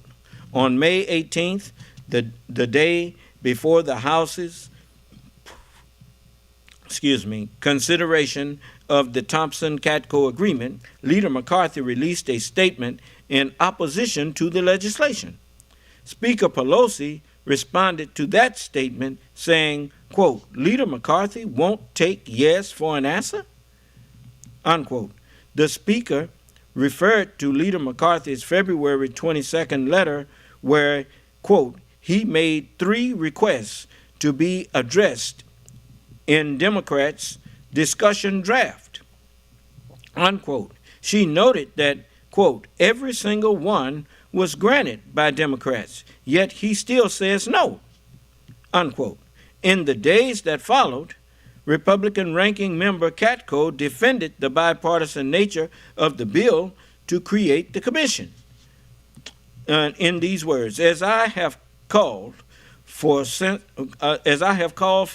the days just after the attack, an independent 9/11 style review is critical for removing the politics around January 6th and focusing solely on the facts and circumstances of the security breach at the Capitol, as well as other instances of violence relevant to such a review. Make no mistake about it, Mr. Thompson and I know this is about facts. It's not partisan politics. We would have never gotten to this point if it was about partisan politics. That evening, the House passed the legislation to establish a national commission to investigate the January 6th attack on the United States Capitol complex in a bipartisan fashion, with 35 Republicans joining 217 Democrats voting in favor and 175 Republicans voting against it. In the days thereafter, however, only 6 Senate Republicans joined Senate Democrats in supporting the legislation, killing the bill in the Senate. On June 24th, Speaker Pelosi announced her intent to create a House Select Committee to investigate the attack. On June 25th, Leader McCarthy met with D.C. Metropolitan Police Officer Michael Fanone, who was seriously injured on January 6th. Officer Fanone pressed Leader McCarthy, quote, for a commitment not to put obstructionists and the wrong people in that position. On June 30th, the House voted on RES 503 resolution, on House Resolution 503 to establish a 13-member select committee to investigate the January 6th attack on the United States Capitol by a vote of 222 yeas and 190 nays, with just 2 Republicans supporting the measure, Representative Liz Cheney and Representative Adam Kinzinger. On July 1st, Speaker Pelosi named 8 initial members to the Select Committee, including 1 Republican, Representative Cheney. On July 17th, Leader McCarthy proposed his selection of 5 members. Representative Jim Jordan, ranking member of the House Judiciary Committee, Representative Kelly Armstrong of North Dakota, House Energy and Commerce Committee, Representative Troy Nehls, House Transportation and Infrastructure and Veterans Affairs Committee, Representative Jim Banks, Armed Services, Veterans Affairs and Education and Labor Committees, Representative Rodney Davis, ranking member of the Committee on House Administration. Jordan was personally involved in the acts and circumstances of January 6th and would be one of the targets of the investigation. By that point, Banks had made public statements indicating that he had already reached his own conclusions and had no intentions of cooperating in any objective investigation of January 6th, proclaiming, for example, that the Select Committee was created, quote, solely to malign conservatives and to justify the left's authoritarian agenda. On July 21st, Speaker Pelosi exercised her power under House Resolution 503 not to approve the appointments of Representatives Jordan or Banks, expressing, quote, concerns about statements made and actions taken by these members, unquote, and the, quote, impact their appointments may have on the integrity of the investigation. However, she also stated that she had informed Leader McCarthy that I was prepared to appoint representatives Rodney Davis, Kelly Armstrong, and Troy Nels, and requested that he recommend 2 other members. In response, Leader McCarthy elected to remove all 5 of his Republican appointments, refusing to allow Representatives Armstrong, Davis, and Nels to participate on the Select Committee. On July 26, 2021, Speaker Pelosi then appointed Republican Representative Adam Kinzinger. In resisting the committee's subpoenas, certain litigants attempted to argue that the commission's Select Committee composition violated House rules or House Resolution 503.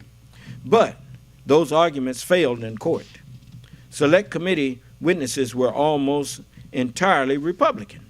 In its 10 hearings or business meetings, the Select Committee called live testimony or played video for several dozen witnesses, the vast majority of whom were Republicans. A full list is set forth below. John McEntee served as director. These are all Republicans. John McEntee served as director of the White House Presidential Personnel Office in the Trump administration. Judd Deary served as Deputy Assistant to the President and White House Deputy Press Secretary in the Trump administration. Jared Kushner served as Senior Advisor to President Donald Trump. Pat Cipollone served as White House Counsel for President Trump. Eric Hirschman. Now, if this was all political, how was calling all of these Republicans going to help the Democrats condemn what they call conservatives, so-called conservatives? No, that's just a smokescreen. These are all Republicans that were called to testify. It says Pat Cipollone served as White House counsel for President Donald Trump. Eric Hirschman served as a senior advisor to President Donald Trump. Kayleigh McEnany served as White House press secretary in Trump administration. Derek Lyons served as White House staff secretary and counselor to the president in the Trump administration. Cassidy Hutchinson served as assistant to Chief of Staff Mark Meadows in the Trump administration. Matt Pottinger served as Deputy National Security Advisor in the Trump administration. Ben Williamson served as Senior Advisor to Chief of Staff Mark Meadows.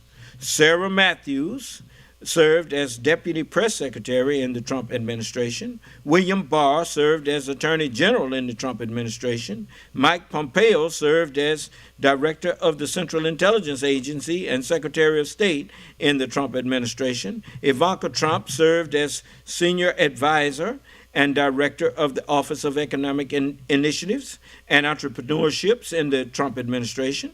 Donald Trump Jr., eldest child of Donald Trump. Molly Michael served as Deputy Assistant to the President and Executive Assistant to the President. Tim Murtaugh served as Director of Communications for the Trump 2020 presidential campaign. Richard Donahue served as Acting Deputy Attorney General in the Trump administration. Jeffrey Rosen served as acting attorney general in the Trump administration. Stephen Engel served as assistant attorney general for the Office of Legal Counsel in the Trump administration. Mark Short served as chief of staff to Vice President Mike Pence. Greg Jacob served as counsel to Vice President Mike Pence.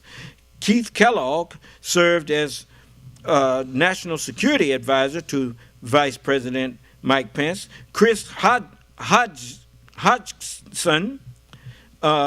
served as Director of Legislative Affairs for Vice President Mike Pence. Douglas McGregor served as advisor to the Secretary of Defense in the Trump administration. Jason Miller served as spokesman for the Donald Trump 2016 presidential campaign and was a senior advisor to the Trump 2020 presidential campaign. Alex Cannon, counsel for the Trump 2020 presidential campaign. Bill Stepien served as the campaign manager for Trump 2020 presidential campaign and was the White House Director of Political Affairs in the Trump administration from 2017 to 2018. Rudolph Giuliani, an attorney for Donald Trump. John Eastman, an attorney for Donald Trump. Michael Flynn served as served as National Security Advisor in the Trump administration. Eugene Scalia served as the Secretary of Labor in the Trump administration. Matthew Morgan, General Counsel for the Trump 2020 presidential campaign. Sidney Powell, an attorney and advisor to Donald Trump. Jeffrey Clark served as acting assistant attorney general for the civil division in the Trump administration. Cleta Mitchell, an attorney, working with the Trump 2020 presidential campaign. Ronna Romney McDaniel, chair of the Republican National Committee. Justin Clark served as deputy campaign manager for the Trump 2020 presidential campaign. Robert Centers, Georgia State Director of Election Day Operations for the Trump 2020 presidential campaign. Andrew Hitt, Wisconsin Republican Party Chair. Laura Cox, Michigan Republican Party Chair. Mike Shirkey, Majority Leader, Michigan State Senate. Brian Cutler, Speaker, Pennsylvania House of Representatives. Rusty Bowers, Speaker, Arizona House of Representatives. Brad Raffensperger, Georgia Secretary of State. Gabriel Sterling, Georgia Secretary of State Chief Operating Officer.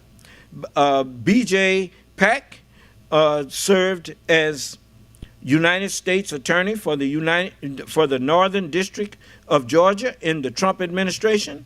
Al Schmidt, City Commissioner of Philadelphia. Chris Stierwalt, Fox News political editor. Benjamin Ginsburg, election attorney. J. Michael Luddick, retired judge for the U.S. Court of Appeals for the Fourth Circuit, and informal advisor to Vice President Mike Pence. Katrina Pearson served as a liaison for the White House and organizers at Donald Trump's quote, unquote, Save America rally on January 6th.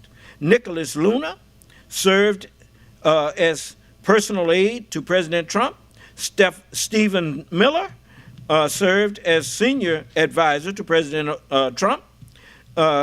Vincent Haley served as deputy assistant to the president and advisor for policy, strategy, and speech writing in the Trump administration. Julie Radford, chief of staff to Ivanka Trump and in the Trump administration. Mick Mulvaney, former acting chief of staff and special envoy for Northern Ireland in the Trump administration. Elaine Chow, Elaine Chow, Secretary of Transportation. I think that's Mitch McConnell's wife, ain't it? Secretary of Transportation in the Trump administration, and Roger Stone, a Trump associate. Now, all of these was Republicans that they called to testify before the committee. Does that sound like it was political? Next, Democrats. Now, the following names are Democrats that were called: Joycelyn Benson, Michigan Secretary of State. And the others are U.S. Capitol Police Officer Harry Dunn, D.C. Metropolitan Police Officer Michael Fanone. Well, they say others because Michael Fanone, come to find, no, it wasn't him. The other one, the one that got killed, Mr. Sicknick, he voted for Trump. U.S. Officer Sicknick. U.S. Capitol Police Sergeant Aquilino Gunnell. D.C. Metropolitan Police Officer Daniel Hodges.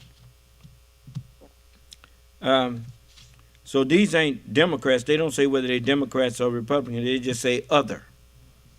And so it says General Mark Milley, Chairman of the Joint Chiefs of Staff. U.S. Capitol Police Officer Caroline Edwards. Nick Quested, award-winning British filmmaker. Robert Shornack, sentenced to 36 months probation. Eric Barber, charged with theft and unlawful demonstration in the Capitol. John Wright. So they didn't call him one Democrat so far. John Wright, awaiting trial for felony civil disorder and other charges. George Meza, a Proud Boy. Daniel Herendeen, sentenced to 36 months probation for his role in the Capitol attack. Matthew Walter, a Proud Boy. Wandrea Arshey, or Shay Moss, Georgia election worker. Ruby Freeman, a Georgia election worker. Annika Collier Navaroli,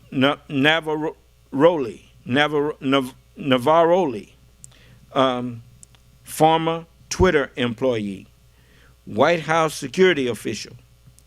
Jim Watkins, founder and owner of 8kun, 8KUN. Jody Williams, former owner of the Donald.win. Dr. Donald Harvin, Chief of Homeland Security and Intelligence for the government of the District of Columbia. Kelly Sorole, attorney for Oath Keepers. Sheila Craighead, White House photographer. Jason Van Tattenhove, former Oath Keepers spokesperson. Stephen Ayers, plead guilty to disorderly and disruptive conduct related to Capitol attack. Sergeant Mark Robinson, retired Metropolitan Police Department. Janet Bueller, pled guilty to charges related to the Capitol attack. End notes.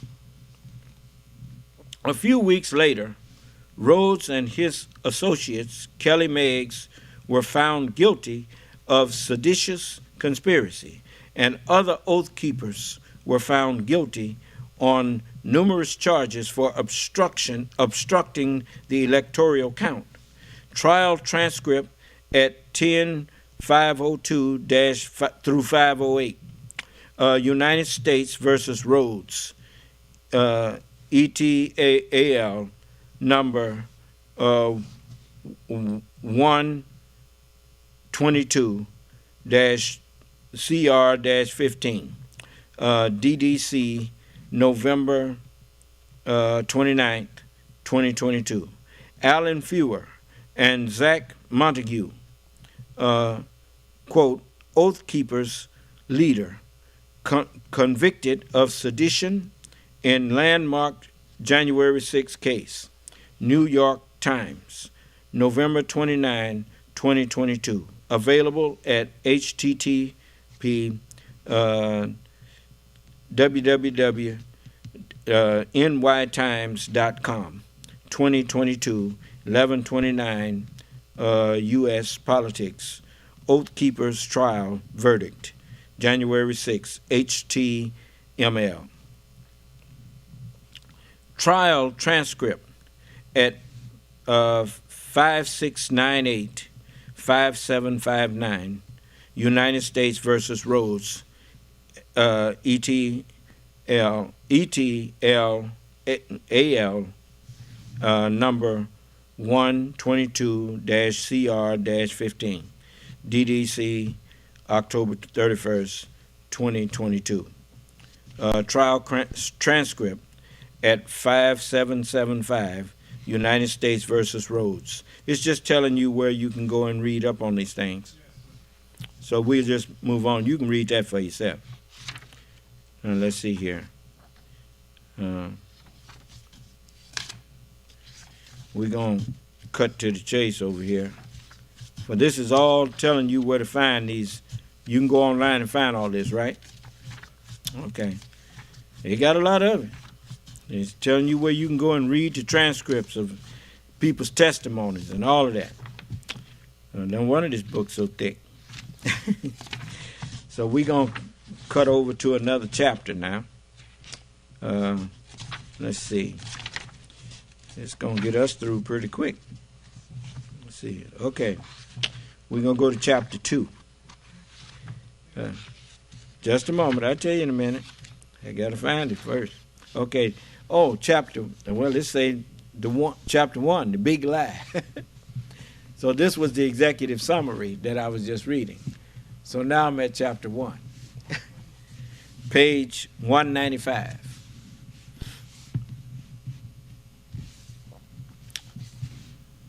Late on election night 2020, President Donald J. Trump addressed the nation from the East Room of the White House. When Trump spoke at 2:21 a.m. on November 4th, the president's re-election was very much in doubt. Fox News, a conservative media outlet, had correctly called Arizona for former Vice President Joseph R. Biden. Every Republican presidential candidate since 1996 had won Arizona.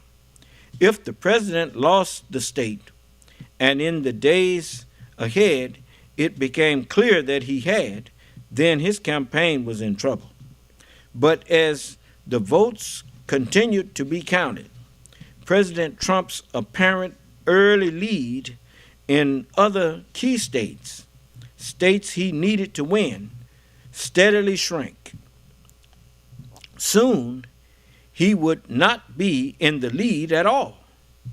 He'd be losing. So the President of the United States did something he had planned to do long before Election Day. He lied. Quote, this is him. Quote, this is a fraud on the American public. See, look at the words he used. This is a fraud on the American people. No, this is an attempted fraud on the American people that he's about to do. Do you understand? This is an embarrassment to our country. No, he said we can't let people know we lost. It's embarrassing. So who was it really embarrassing to? It was embarrassing to him. President Trump said, this is a fraud on the American public. This is an embarrassment to our country. President Trump said, we were getting ready to win this election, unquote. The president continued, quote, frankly, we did win this election. We did win this election, unquote. Trump claimed, without offering any evidence, that a, quote, major fraud, unquote, was occurring, quote, in our nation, unquote. Neither of President Trump's claims were true. That's why this first chapter is called The Big Lie. If you read Hitler's Mein Kampf, that's right out of Hitler's playbook. Tell the big lie and stick to it. So he says, neither of President Trump's claims were true. He had no basis for claiming victory or that fraud was taking place. Now, let me show you some more proof of that. Everybody around Donald Trump that was part of his campaign was silent on that.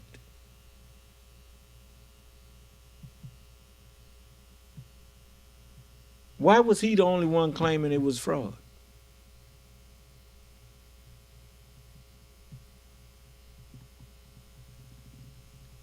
You mean he the only one? Didn't he say he surrounded himself with the best people? Then why wasn't nobody else? Even Rudy Giuliani, when he went into court and a judge asked him, are you claiming fraud? He said, no, Your Honor. Because he knew he couldn't do that in court. Not without evidence.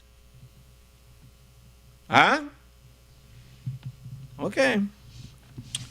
Like I said, all these people, who do you expect the devil to obey? Why you think the devil said, when Jesus talked to him and told him, if you was Abraham's children, you would what? You'd do the works of Abraham. But no. But now you seek to kill me. A man that have told you the truth, which I heard from God. Abraham did not do this. You are of your father, the devil. They humbled themselves to the lie because all of them are of their father, the devil. Do you understand? Okay. He had no basis for claiming victory or that fraud was taking place. Millions of votes still had not been counted. He said, stop the count. You remember that? The states were simply tabulating the ballots that were cast by the American people. Trump's own campaign advisors told him to wait, that it was far too early to declare victory. Now, all of them was watching the election. They wasn't claiming fraud. Now, were they? Okay. As the evening progressed, President Trump called in his campaign team to discuss the results. Trump campaign manager William Stepien and other campaign experts advised him that the results of the election would not be known for some time and that he could not truthfully declare victory. Stepien was of the view that because ballots were going to be counted for days. Quote, it was far too early to be making any proclamation about having won the election. Quote, Stepien told President Trump, pardon me, that was end quote. That was the end of quotes. Stepien told President Trump that his recommendation was to say, quote, votes are still being counted. It's too early to call the race, unquote. Yeah, you telling him to tell the truth. Yeah, he ain't gonna tell the truth. It's a big lie he telling. So it says Jason Miller, another senior Trump campaign advisor, told the select committee that he argued in conversations with Stepien and others that night against declaring victory at the time as well, because, quote, it was too early to say one way or the other, unquote. Who had won? It was too early to say one way or the other who had won. Miller recalled recommending that, quote, we should not go and declare victory until we had a better sense of the numbers, unquote.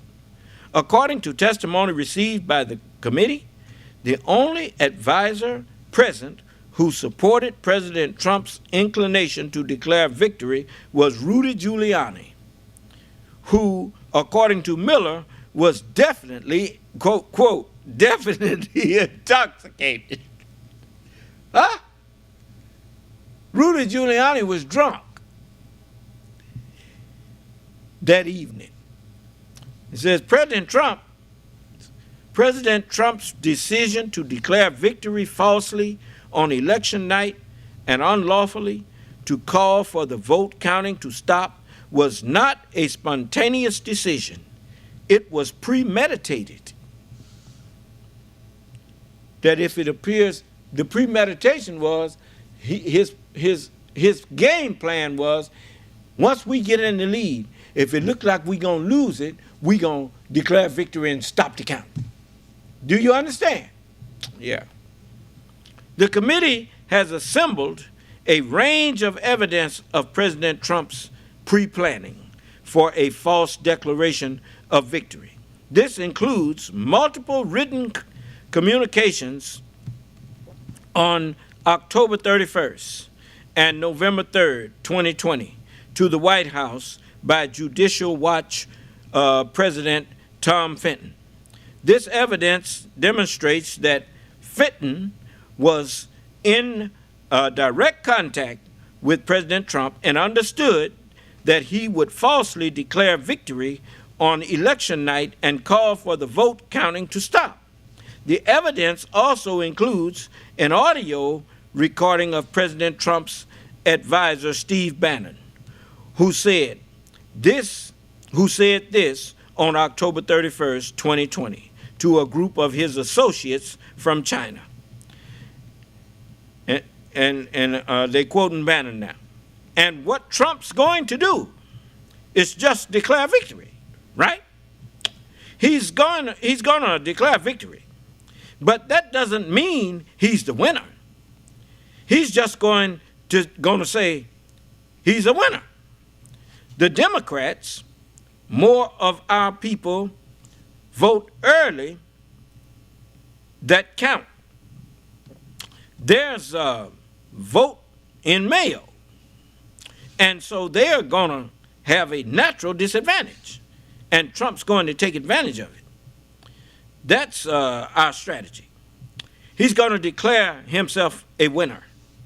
So when you wake up Wednesday morning, it's going to be a firestorm. Also, if Trump is losing by 10 or 11 o'clock at night, it's going to be even crazier. No, because he's going to sit right there and say, they stole it.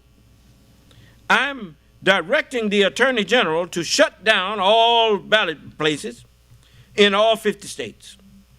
It's going to be, no, he's not going out easy.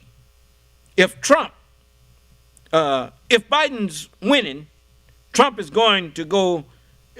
Trump is going to do some crazy boo-boo. He used the S word. Also, in advance of the election, Roger Stone, another outside advisor to President Trump, made this statement. I really do suspect it will still be up in the air. When that happens, the key thing to do is to claim victory. Possession is 9/10 of the law. No, we won. F you. Sorry. Over. We won. You're wrong. F you. These people is out of their damn minds. You hear me? I mean, and just said it like it's a boys' club that they voting office in or something. Not the President of the United States. This is the kind of people that you done let gain power in one of the greatest nations that ever lived. These is the people that you done elected to be over you? Ain't no wonder your country falling apart. Banks failing and all kind of stuff. Boy, y'all in the world of Humpty Dumpty sat on the wall. And that's how he did. He got in there lying about a wall. And Humpty Dumpty had a great fall. My, how the mighty have fallen to go and scrape the bottom of the barrel and come up with a man like Donald Trump to put in the White House. I didn't hear you. You notice, ain't none of them saying nothing to me. Ain't nobody on Rumble saying nothing. Do we have any listeners on there? Huh? Okay. In the days after the election, the president's own campaign team told him he had lost. He knew he had lost. And there was no evidence of significant fraud. When his campaign staff wouldn't tell him what he wanted to hear, President Trump replaced them with what Attorney General William Barr described as a clown car, quote unquote, a clown car, of individuals willing to promote various conspiracy theories. But Donald Trump was no passive consumer of these lies. He actively propagated them. Time and again, President Trump was informed that his election fraud claims were not true. You don't have to inform him that they're not true. He knew that. Do you understand? They talk about it like he was informed, like he didn't know it wasn't true. Donald Trump, the one that made it up. He chose to spread them anyway. He did so even after they were legally tested and rejected in dozens of lawsuits. Not even the Electoral College's certification of former Vice President Biden's victory on December 14, 2020, stopped the president from lying. Throughout, the big lie remained central to President Trump's efforts to block the peaceful transfer of power on January 6, 2021. The big lie reflected deliberate exploitation of the red mirage. President Trump's big lie, quote unquote, big lie, on election night was based on simple differences in how Americans vote. In 2020, it was well known that Democrats were much more likely to vote via a vote by way of mail-in ballots, than in person in 2020. On the other hand, Republicans generally preferred to vote in person on Election Day. In key swing states with tight margins between the candidates, the Election Day votes would favor President Trump and disproportionately be counted first. Mail-in ballots, which would favor former Vice President Biden, would disproportionately be counted later. In some states, it would take days to produce the remaining mail-in to process the remaining mail-in ballots.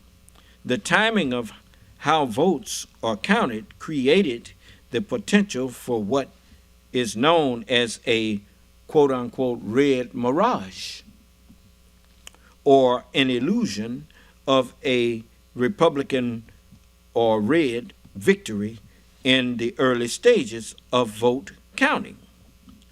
President Trump would appear to be in the lead on election night, but this was not the whole picture. Many mail-in votes for former Vice President Biden would not be counted on Election Day. Therefore, the actual winner would likely not be known on election night. The quote-unquote red mirage phenomenon was widely known prior to the 2020 presidential election. Chris Stewart was the head of the Fox News elections desk that correctly called Arizona for Biden. Stewart and his team tried to warn viewers of the red mirage. He testified that over the past 40 or 50 years, quote, Americans have increasingly chosen to vote by mail or early or absentee, unquote, and that, quote, Democrats prefer that method of voting more than Republicans do. In nearly every election, that was in quotes, Stewart elaborated, quote, Republicans win Election Day and Democrats win the early vote. And then you wait and start counting. It happens every time. President Trump's campaign team made sure the president was briefed on the timing of vote tallying. Stepien, his campaign manager, told the Select Committee that President Trump was reminded on Election Day that large numbers of mail-in ballots would still remain to be counted over the coming days. Stepien added that he personally reminded the president that while early returns may be favorable, the counting would continue. Quote, I recounted back to 2016 when I had a very similar conversation with him on Election Day. I recounted back to that conversation with him in which I said, just like I said in 2016, was going to be a long night. I told him in 2020 that, it was going to be a process again. As you know, the early returns are going to be positive. Then we're going to, be watching the returns of ballots as, they rolled in thereafter. Ordinarily, the quote-unquote red mirage anomaly, does not create problems in the election process because candidates wait for the votes to be tallied before declaring victory or conceding. As Stewart emphasized, prior to President Trump. Quote, no candidate had ever tried to avail themselves of this quirk in the election counting system, of that mirage thing. No candidate had ever tried to do that, what Trump was doing. President Trump, however, there's your proof that he never belonged in that office. The man has no integrity. You know, the one thing that you learn when you are in a competition, if you're a poor loser, you're a poor winner. You got to. That's the one thing you learn all through school in sports.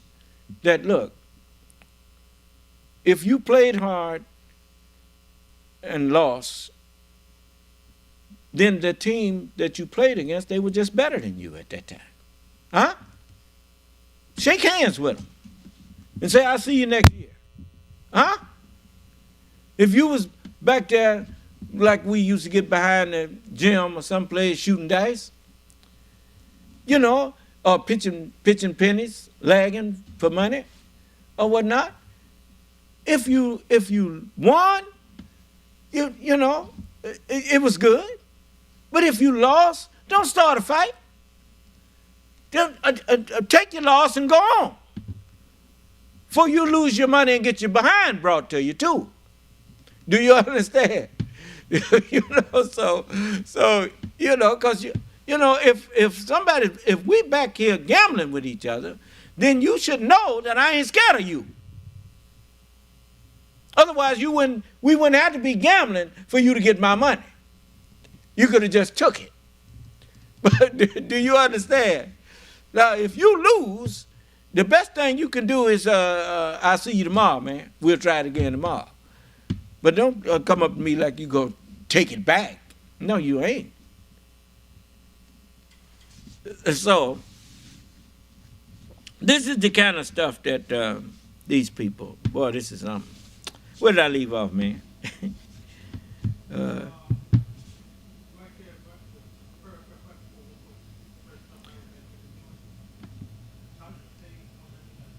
President Trump?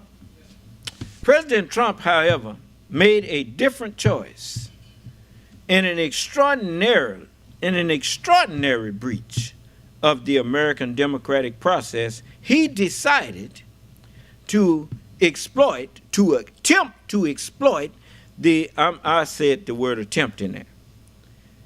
He decided to exploit the potential for confusion. Yeah, well, he did that. About the staggered timing of vote counting to deceive the American people about the election results. Now, this is where it gets kind of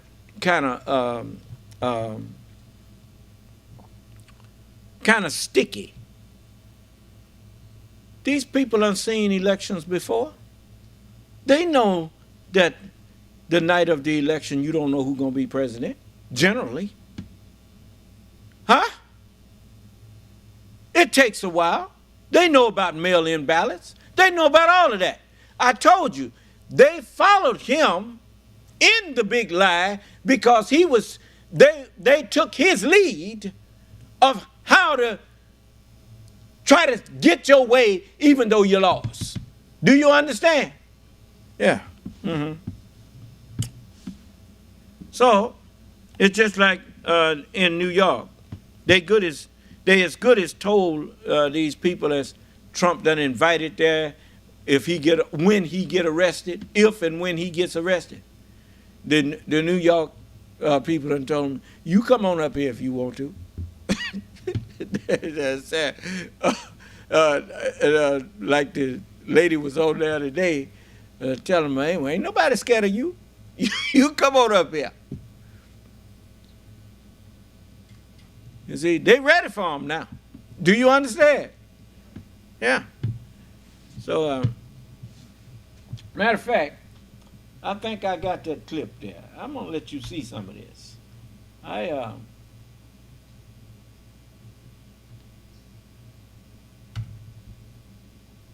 Big news coming out of the Manhattan DA's office today, my former office where I worked for almost 3 decades, and I was the chief assistant, which is the number 2 there.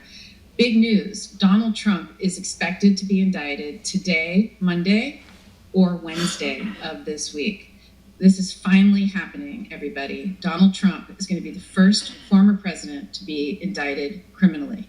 So why do we know that it's happening Monday or Wednesday and not Tuesday? Well, we know that the grand jury is only sitting a few days a week, which is very customary in special grand juries. What happens is this is not a regular grand jury. Oftentimes with long-term investigations, it is routine to have a special grand jury, different from like what's in the Fulton County special grand jury where they can only do a report. These special grand juries just sit for longer periods of time to hear a discrete case, because grand juries only sit for either 2 weeks or 4 weeks. And if you think a case is going to take longer, you call for a special grand jury. Normally they sit for 3 days a week, and it's usually a half day, so either mornings or afternoons. And based on when we know Michael Cohen testified, which was on a Monday and a Wednesday, we know that those are the 2 days, Monday and Wednesday afternoon, we know that those are the 2 days that the grand jury is sitting, and perhaps a third day, whether it's a Thursday or Friday. And so that's why we expect it to be either today, Monday, or Wednesday. So what's happening next? Michael Cohen's former attorney, Mr. Costello, was seen going into the DA's office today. And why is he testifying if it's not someone that the prosecution would call? Well, the reason is because once a defendant knows about a grand jury proceeding, or I should say a target or a possible defendant, which is what Donald Trump is, they can also ask that certain evidence be presented to the grand jury. They have that right to request that. So in addition, if you recall, Donald Trump was given the opportunity to testify. That's one way they can present evidence, and he declined that. However, he is asking that other evidence go before the grand jury, and that's in the form of Mr. Costello. So the way that works is a prosecutor will then go into the grand jury room, and they will ask the grand jury, they will say that the defendant in this case has requested that the following witness be called before the grand jury. Would you like to hear from that person? And the grand jury votes yes or no. If they vote yes, Mr. Costello will go in and testify. If they vote no, then I expect that they will go straight into charging, which means the prosecutor informs them of what the law is that they need to vote on, and then they will vote, and that's that. So if, however, Mr. Costello does go in, I suspect that could take sometime this afternoon, and then the prosecution may choose to call Michael Cohen, who is on standby, as a rebuttal witness to rebut whatever it is that Costello is going to say. Now, it's been reported that one of the things he's going to talk about is he's going to try to call Michael Cohen unstable and talk about his mental acuity and really try to just disparage him and make him look like an unstable, unreliable witness. Fine, that's fine. The prosecutor knows how to deal with that, and I'm sure it's no news to anybody, but it's a good thing if he testifies for the prosecution, I think, because what it does is it only makes the prosecution's case stronger in that the prosecutor can see what are the defenses, what are they going to say, how are they going to attack witnesses, and it's a way of also locking them into a defense, right? And locking them into a particular issue. So there is no downside, really, except unless he has some kind of magic, evidence that exculpates Donald Trump. If he has that, if he has, something like that, I suppose the grand jury could decide not to indict the case. But this seems like a Hail Mary from the Trump side, trying to convince the grand jury not to indict him. Law enforcement has been ready. They've reported for several days now that they're completely ready. They're coordinating in New York how to deal with the fact that Trump is calling for protests. I mean, he's asking people to protest his arrest, and it's very similar to his requests on January 6th, when he called upon his supporters to massively protest the election counting and Mike Pence in Congress. Now, this is absolutely ridiculous to request protesters to come here and potentially disrupt a criminal prosecution. And it's irresponsible of him. Now, I am not at all worried that the NYPD, in conjunction with the Secret Service, the courts, the DA's office, FBI, Joint Terrorism Task Force, and every other law enforcement entity in New York, I am not at all concerned that they cannot handle whatever it is that these individuals are going to bring to the table. New York City is not, it's not foreign to New York City to have mass protests, even violent protests. We've had them for many years, and there's no place I feel safer or more confident than New York City when it comes to New York City law enforcement's ability to protect people and to keep everybody safe. What I am concerned about, and what is very upsetting to me, is how Donald Trump thinks he's above the law. He thinks the law doesn't apply to him. He's calling into question this case. He's calling it a political prosecution. What he's doing, however, there are a dozen trials going on right now at the Manhattan courts, right? Because that's what that. Now, I want you to listen to her at this particular point. Just knock out all of these lies that they talking about some political hatchet job that's being done on him. A lie. Understand something. Darkness don't just go away. Only reason darkness goes away is because light comes in. Do you understand? Never think that you can just ignore a lie and it will go away. No. We take truth and hurl it against lies, and they vanish. Do you understand?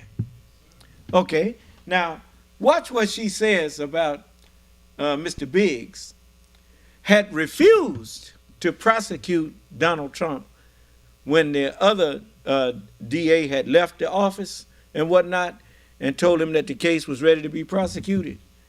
And Mr. Biggs said, no, it's not ready to be prosecuted because I got to be satisfied that the evidence is there. Do you understand? I mean, just listen. They have trials. There are people who are being charged and trying to have their day in court. In fact, there are 2 murder cases where they're supposed to sum up on Tuesday.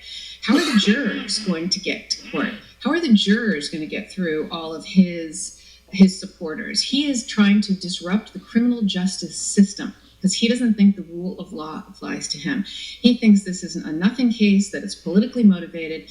But frankly, if Alvin Bragg was politically motivated to bring a charge against Donald Trump, why didn't he bring the case that was handed to him from Cy Vance that the 2 senior prosecutors who publicly resigned said was ready to go?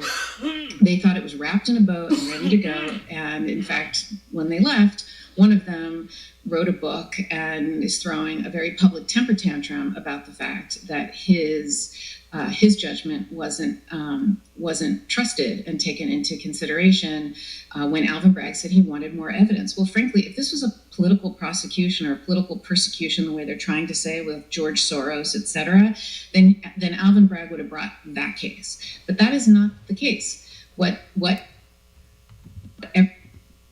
You see the point? Now, I'm going to tell you something else. Mr. Bragg better not get not one threat from none of y'all.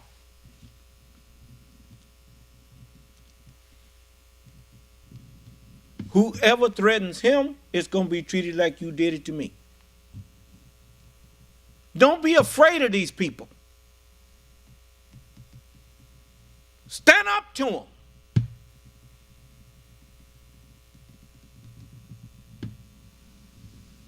When right is on your side,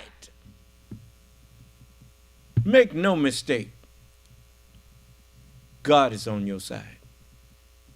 And everyone who believes in him. When Elijah thought that he was by himself and Jezebel was after him and was going to kill him, and he told God, let me die now, whatnot. And God is good as said to him, are you crazy? He said, what you doing? He said, I have 7,000 men here that have not bowed to Baal. Huh? You get up, Elijah. You ain't by yourself. The devil always wants you to think that you are by yourself. You're not by yourself.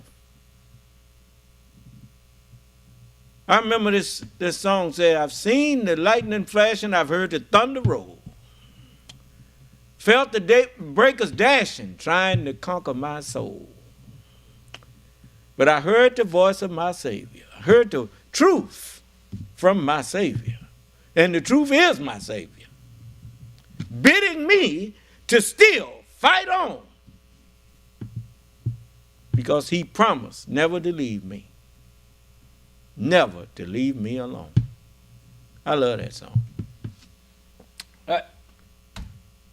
Prosecutor does in this country without fear or favor. He follows the evidence wherever it leads. And you know what?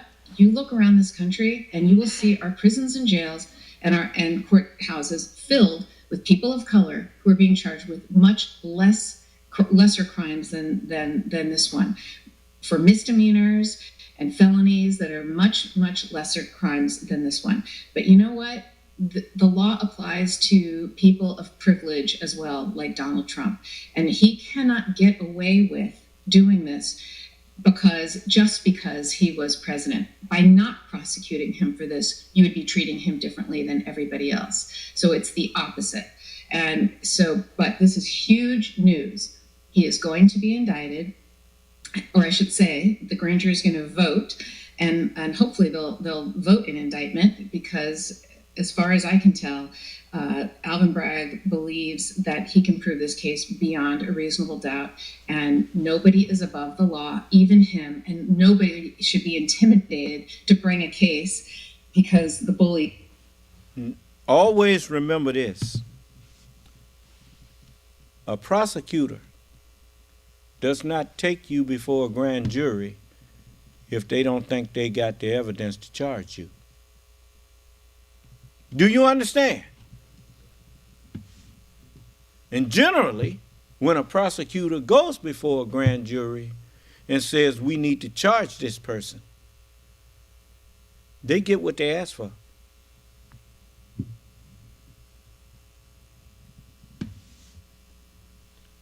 Alvin, what's his name, Mr. Bragg, didn't charge Donald Trump when the other DAs and stuff left that office, because he wanted to have evidence that he understood that wasn't political. Do you understand? He checked it out, got the evidence that he felt that comfortable that he could go in and prove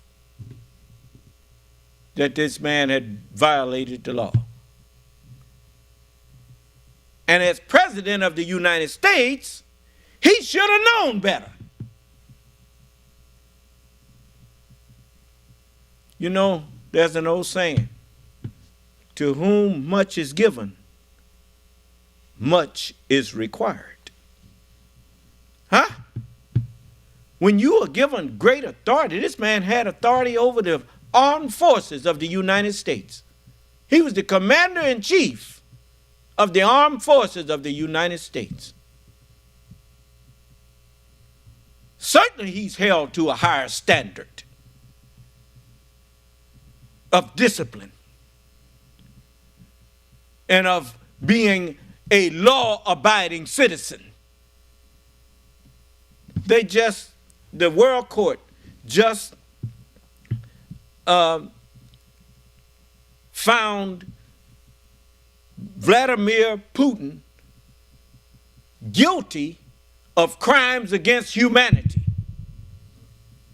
Now, Putin is a fugitive. I didn't hear you. Why? Because he's in a position of great power.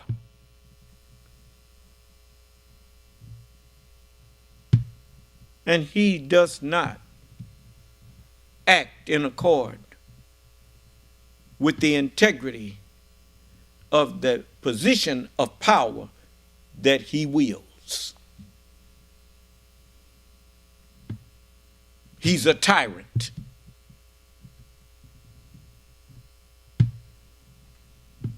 And there is no freedom-loving people that will ever agree with tyranny.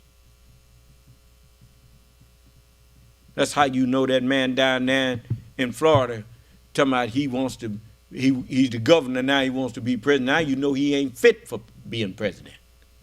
Because he sees a tyrant and he's saying the United States should not speak out against him and should not help Ukraine against the tyranny of Putin.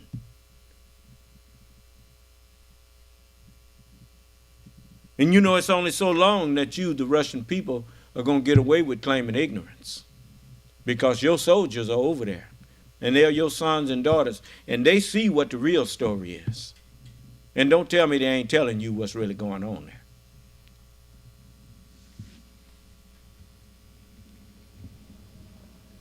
there. And there was a time when Ukrainians and Russians were the same people. Because the Ukraine was part of the USSR, the Union of the Soviet Socialist Republic. But now they are an independent nation. That didn't stop them from being brothers to the Russian people. I got brothers who don't live in the house with me. You got brothers that don't live in the house with you, don't you? You interested in going over there, taking over their house? You ain't no brother if that's what you're trying to do.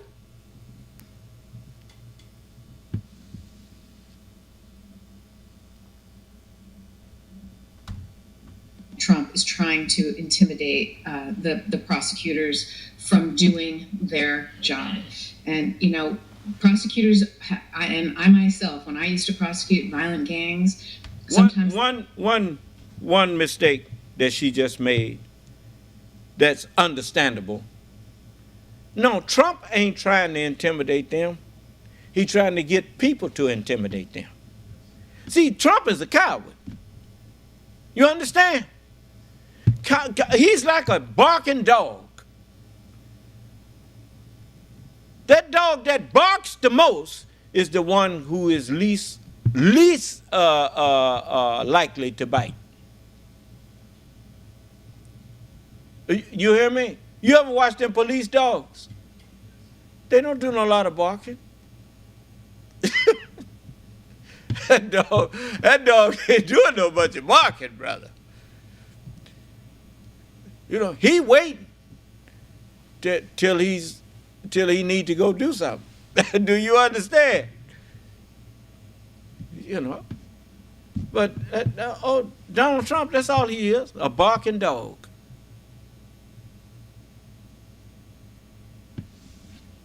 He tried to get other people to intimidate people.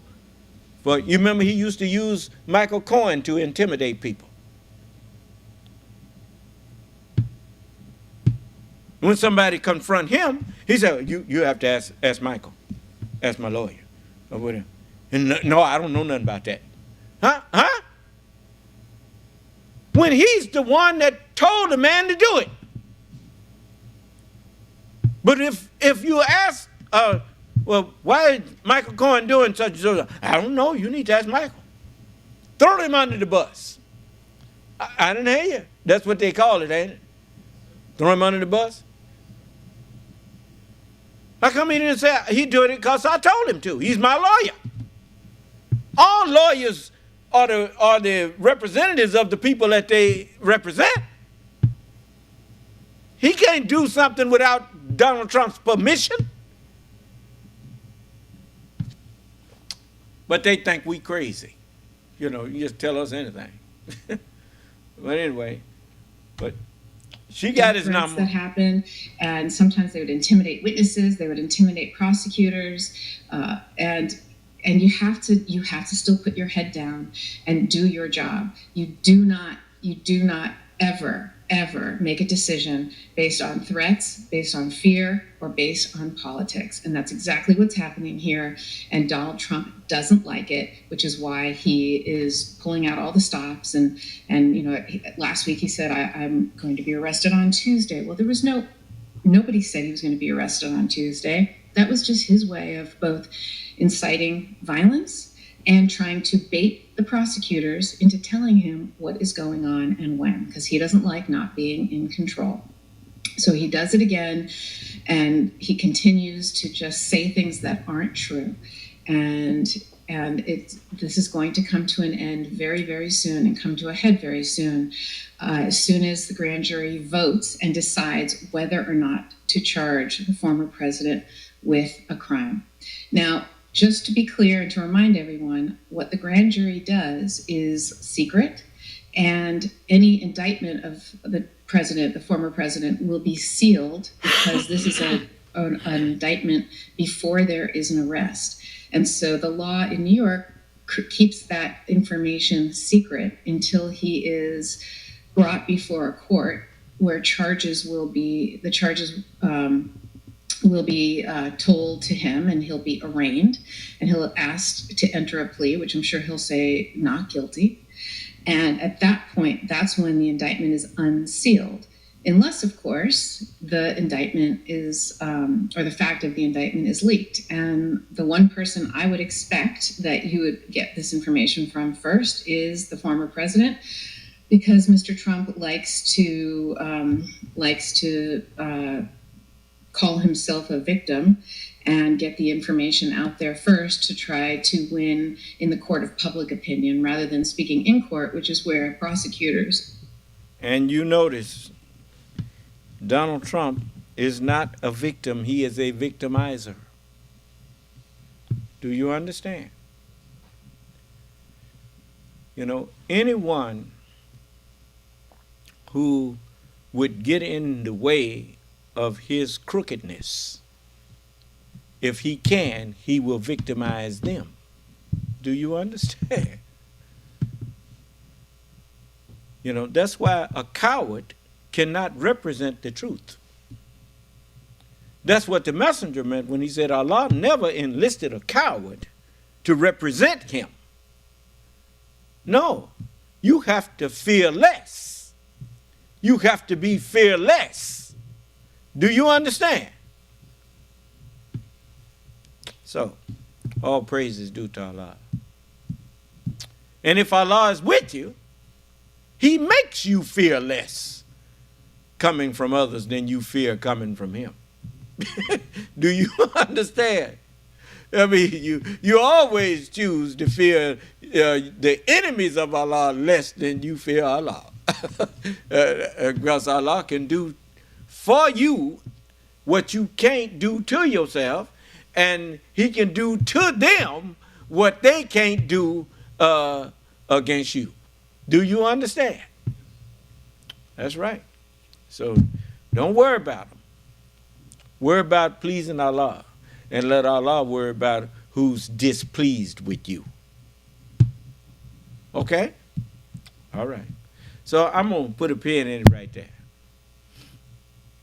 We done went over a little bit, but we up to page 198 now, 199, and we left off at the almost at the end of the first paragraph there. So we will go back into this tomorrow, if it pleases Allah. And I thank Allah for each and every one of you. I want to thank each and every one of you who have been so consistent in your support and donations and giving your tithes and offerings. I thank Allah for each and every one of you. And I want you to know that you will not be sorry that you helped me. Everything that I'm doing is for us. And when I say us, I mean me and everybody who's been supporting me. So you don't you worry. If you ain't got nowhere else to go, you will be able to come to me. So don't you worry about it. So the messenger told you, he said, we don't know where we will be, but we will be wherever he is. Yeah. Not only are you going to be where I am in your mind, you're going to be where I am in your reality. You see. So don't worry. Allah know how to empty the earth and get it ready for you. I'll let you hear the messenger say it. He said he's going to drive everybody, all of them, to the center of the country. They're going to admit that they are driven by calamities. That's right. Yep. He can run people out of states. Don't you think he can't do it? Earthquakes, storms, hurricanes, tornadoes. Huh? Oh, yeah, he can put you on the run now. Don't you think he can't make you move? Oh, yeah, you can move. So I'll sit here and watch him move you. Yeah. So just stay with me, and I'm going to stay with you. All right? Okay. So even my enemies, they done learn to tread very lightly around me. Because that's Allah's doing. It ain't my doing, it's Allah's doing. Do you understand? He said, I will bless those that curse you, son of man. I mean, bless those that bless you and curse those that curse you. That's what he said. Yeah. And that's what he's been doing.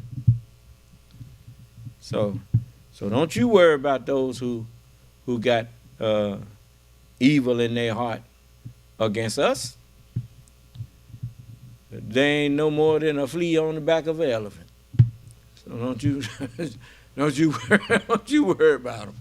Allah will deal with them. So may Allah bless us and keep us safe and in our right minds. And don't forget, this pandemic, it ain't over.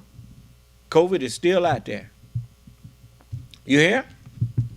So be on your guard. They have a saying in the Arab world, Allah is God, and tie your camel. Yes. You know, that's how you know that the truth is God. You know what a camel will do? He will walk off. So you got to tie him to make sure he stay where you left him. Is that right? You see? So once you know that Allah is the truth, then the truth guides you what to do. When you go out in the public and you don't know who's been vaccinated and who ain't, put the mask on. You understand? Are you aware? I'm the only one that Allah said that thing wouldn't come near. So you just you do like I tell you. You put that mask on. Okay? All right. So may Allah bless us and keep us safe and in our right minds. Even when I go out amongst people, I put a mask on. So I don't want nobody to stumble because they saw me walking around here without a mask on and thought everything was lovely. No, everything ain't lovely.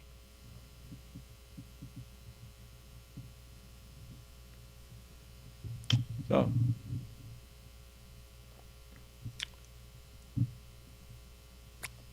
may Allah's salam alaikum.